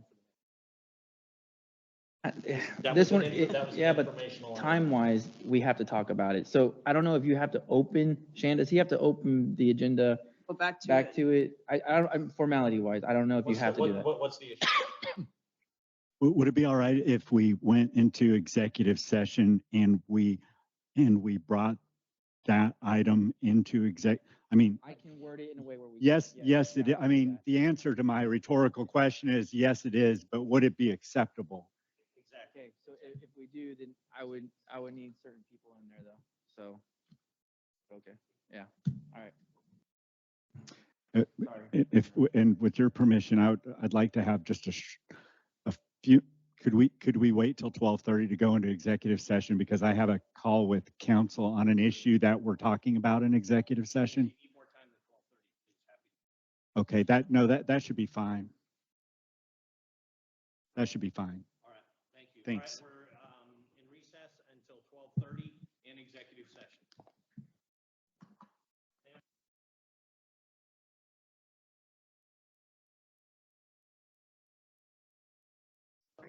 Is there anything? There are no new items to report related to item O standing as a standalone agenda item. Items P through R and item E2, am I there? E1 double I I'd request that those items be taken into executive session. Thank you. All right, we're in recess till 12:30. All right. All right, David, you ready? All right, GBSUD Board of Directors back in session at 1:21. So carrying on, let's go back to item E1II.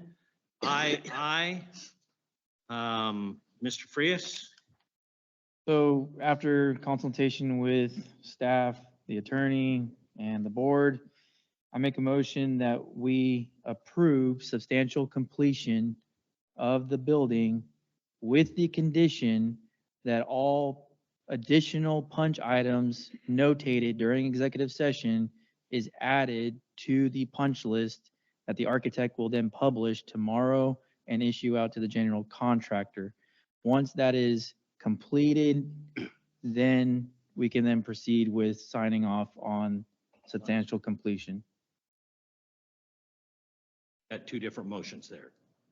That's- You're it's- it's authorizing one- substantial completion with the punch list.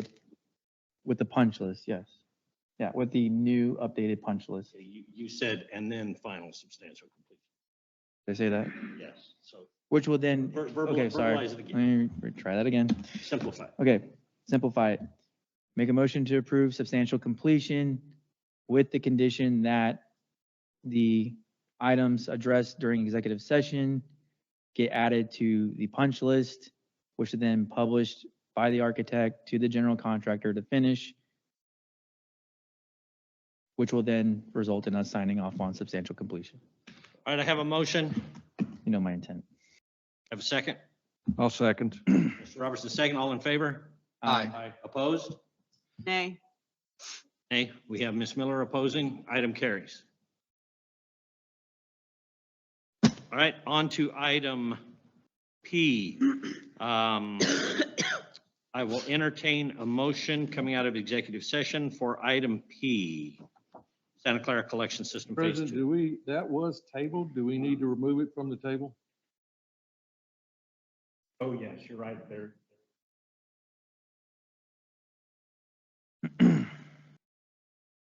Tabled at the last board meeting? So we need to remove it from the table and then discuss it. That's my memory or procedurally where I'm wrong, but. It's a good question, Bob. Let me look at the minutes real quick. How could we just Did take we no table? action? No, I tabled it, so because I tabled it, I make a motion to untable item P. What was it on the original? It was, agenda? it was the same. I'll second that motion if it's a legitimate motion. I think it is. I couldn't make it more simpler than that, so. I don't mean that, I mean based on Okay. the minutes. if you can- I was about to say, I'll try. That didn't come out like I wanted it to come out. You're good, you're good.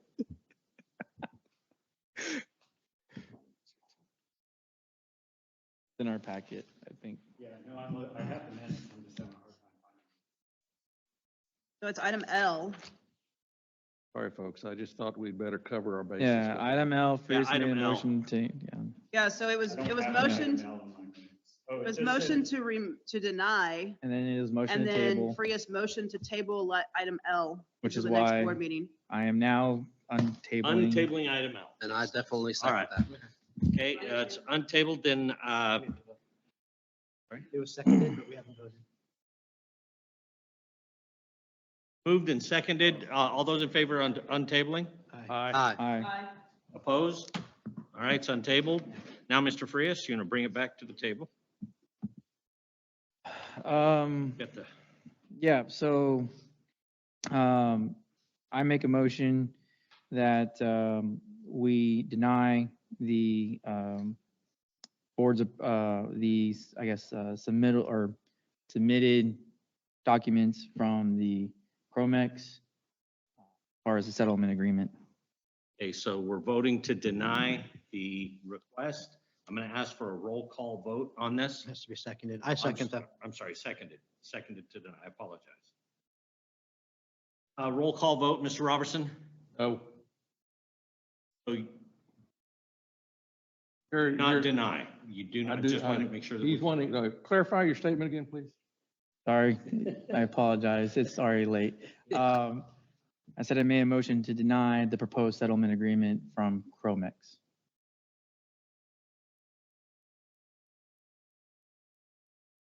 No vote means. No, it's just, No, there would have to be a separate motion to Right. approve it. Right. Yeah.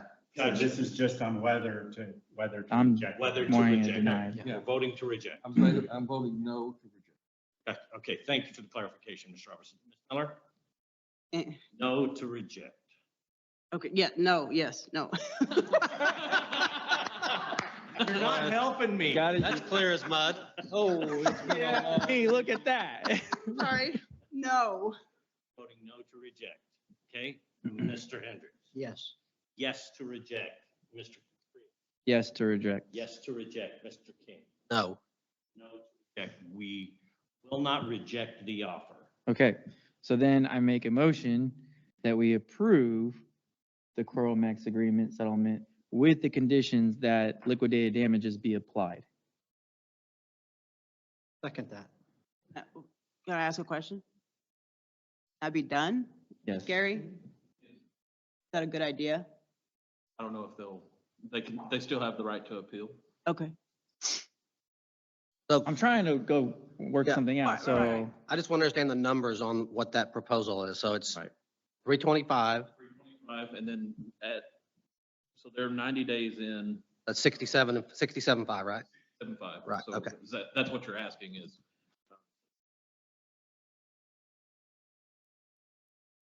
240, 260, 260. 75 would 75. would be If they approve. If they approve. Okay, so we have a motion Today, to approve the right? That's if you do it Coremex today. agreement minus No, with with liquidated damages being Liquidated applied. of approximately, or do we need to list? No, it just says as the contract agrees. But that liquidated damage is going to change every day, right? Yeah. So until they sign it, they're still on the hook for more, so it'd be pressing that they sign agree off with on it. I'm trying to work with y'all They too on decide that, not but to go to. I mean, I think this is as fair as I can be. You know my position on, That's fine. but So the motion is made, it's been seconded by Mr. Hendricks. Roll call vote again. Mr. Robertson?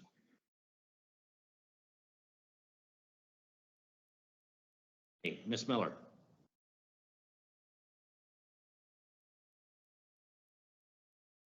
My thought was, I don't think they're gonna accept this. Won't know until we try. Yes. Yes, Mr. Hendricks? Yes. Mr. Freeman? yes. Mr. King? Yes. All right, motion carries.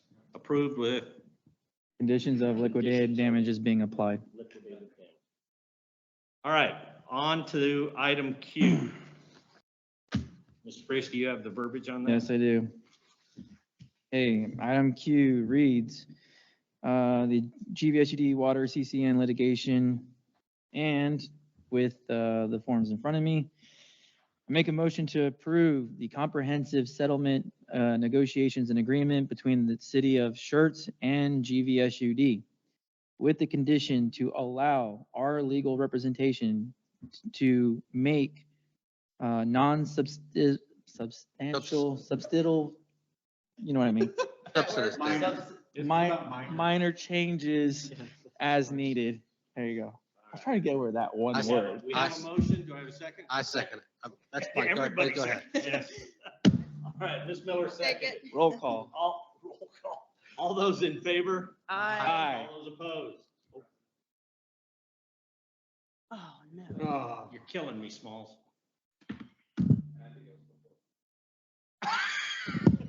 Of course it was. So now you have to say that word again. So it's been recorded. Minor We're good on the changes. record. So that's fine. Minor changes. Minor changes. So are we good here, Shannon? That's not good. Yes. All right. We have, City of Schertz is probably like. Yeah, Yeah. we need to make a, yeah. I'll do it again. I'll do it again. I scratched out that word and made minor. But I'm pretty sure the city of Schertz is waiting for the results. It's like one of those moments in football, like, no, did he hit the field goal or not? So. It's not good. Video's not on yet. Is it just on our end or? Okay, so it's the screen and not actual live stream. So for the sake of,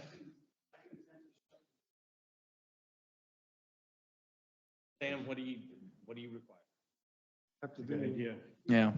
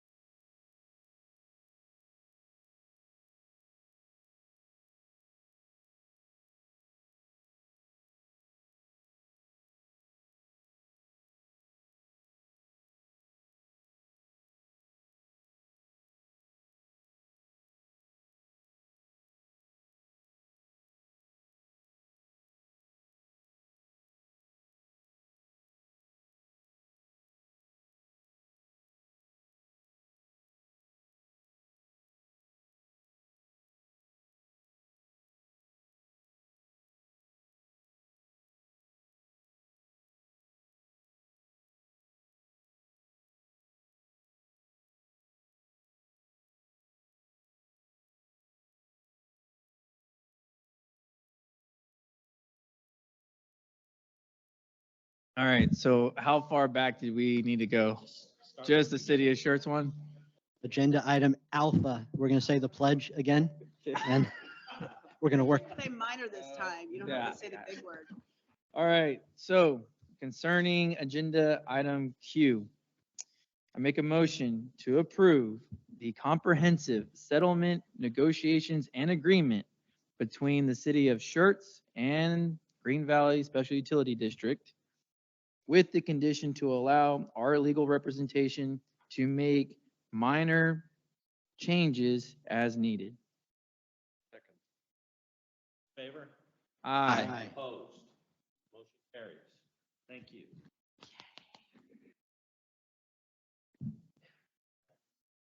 All right, on to item T, consideration of proposed items included in next month's agenda. Any suggestions next month? R? Did we do R? There was no item on, there was Okay. no Already asked, Okay. you said there wasn't anything. I Okay. apologize. We should have a final, I would imagine we can do it through email, a final credit card policy that the committee would be fine with. Look forward to that. from the Yeah, so we'll committee. put that for Give that for the approval. committee report. Yeah. portion. All right, Cover that at the same time we cover questions about the Also, too, as far as policies and procedures, I know the bylaw committee, I know he's not here, but I know you guys are going to be working on stuff. I would like at least a report that shows all the policies and procedures that we need to create or address that are in the process and have some timelines associated on when we can start seeing those and approving those. Like to review, we're doing an internal review of our operating policies as we speak. Right. So that and the employee policy and some of the things. So I'm pretty sure there's a whole list. I just want to make sure we're add that to your tracking. general manager's report. I can't. Investment policy's got to get approved, but we'll do that in July. All right, thank you. Anybody else? And we got the budget amendments that we're going to be doing next month, and we have our rate study presentation as well, correct? We'll wait until the final information comes out and then we'll determine if it needs to be put on the agenda. And then, I think that's it. All right, are we on to item U? Adjournment. Do I have a motion? Motion to adjourn. second. All in favor? Aye. We go.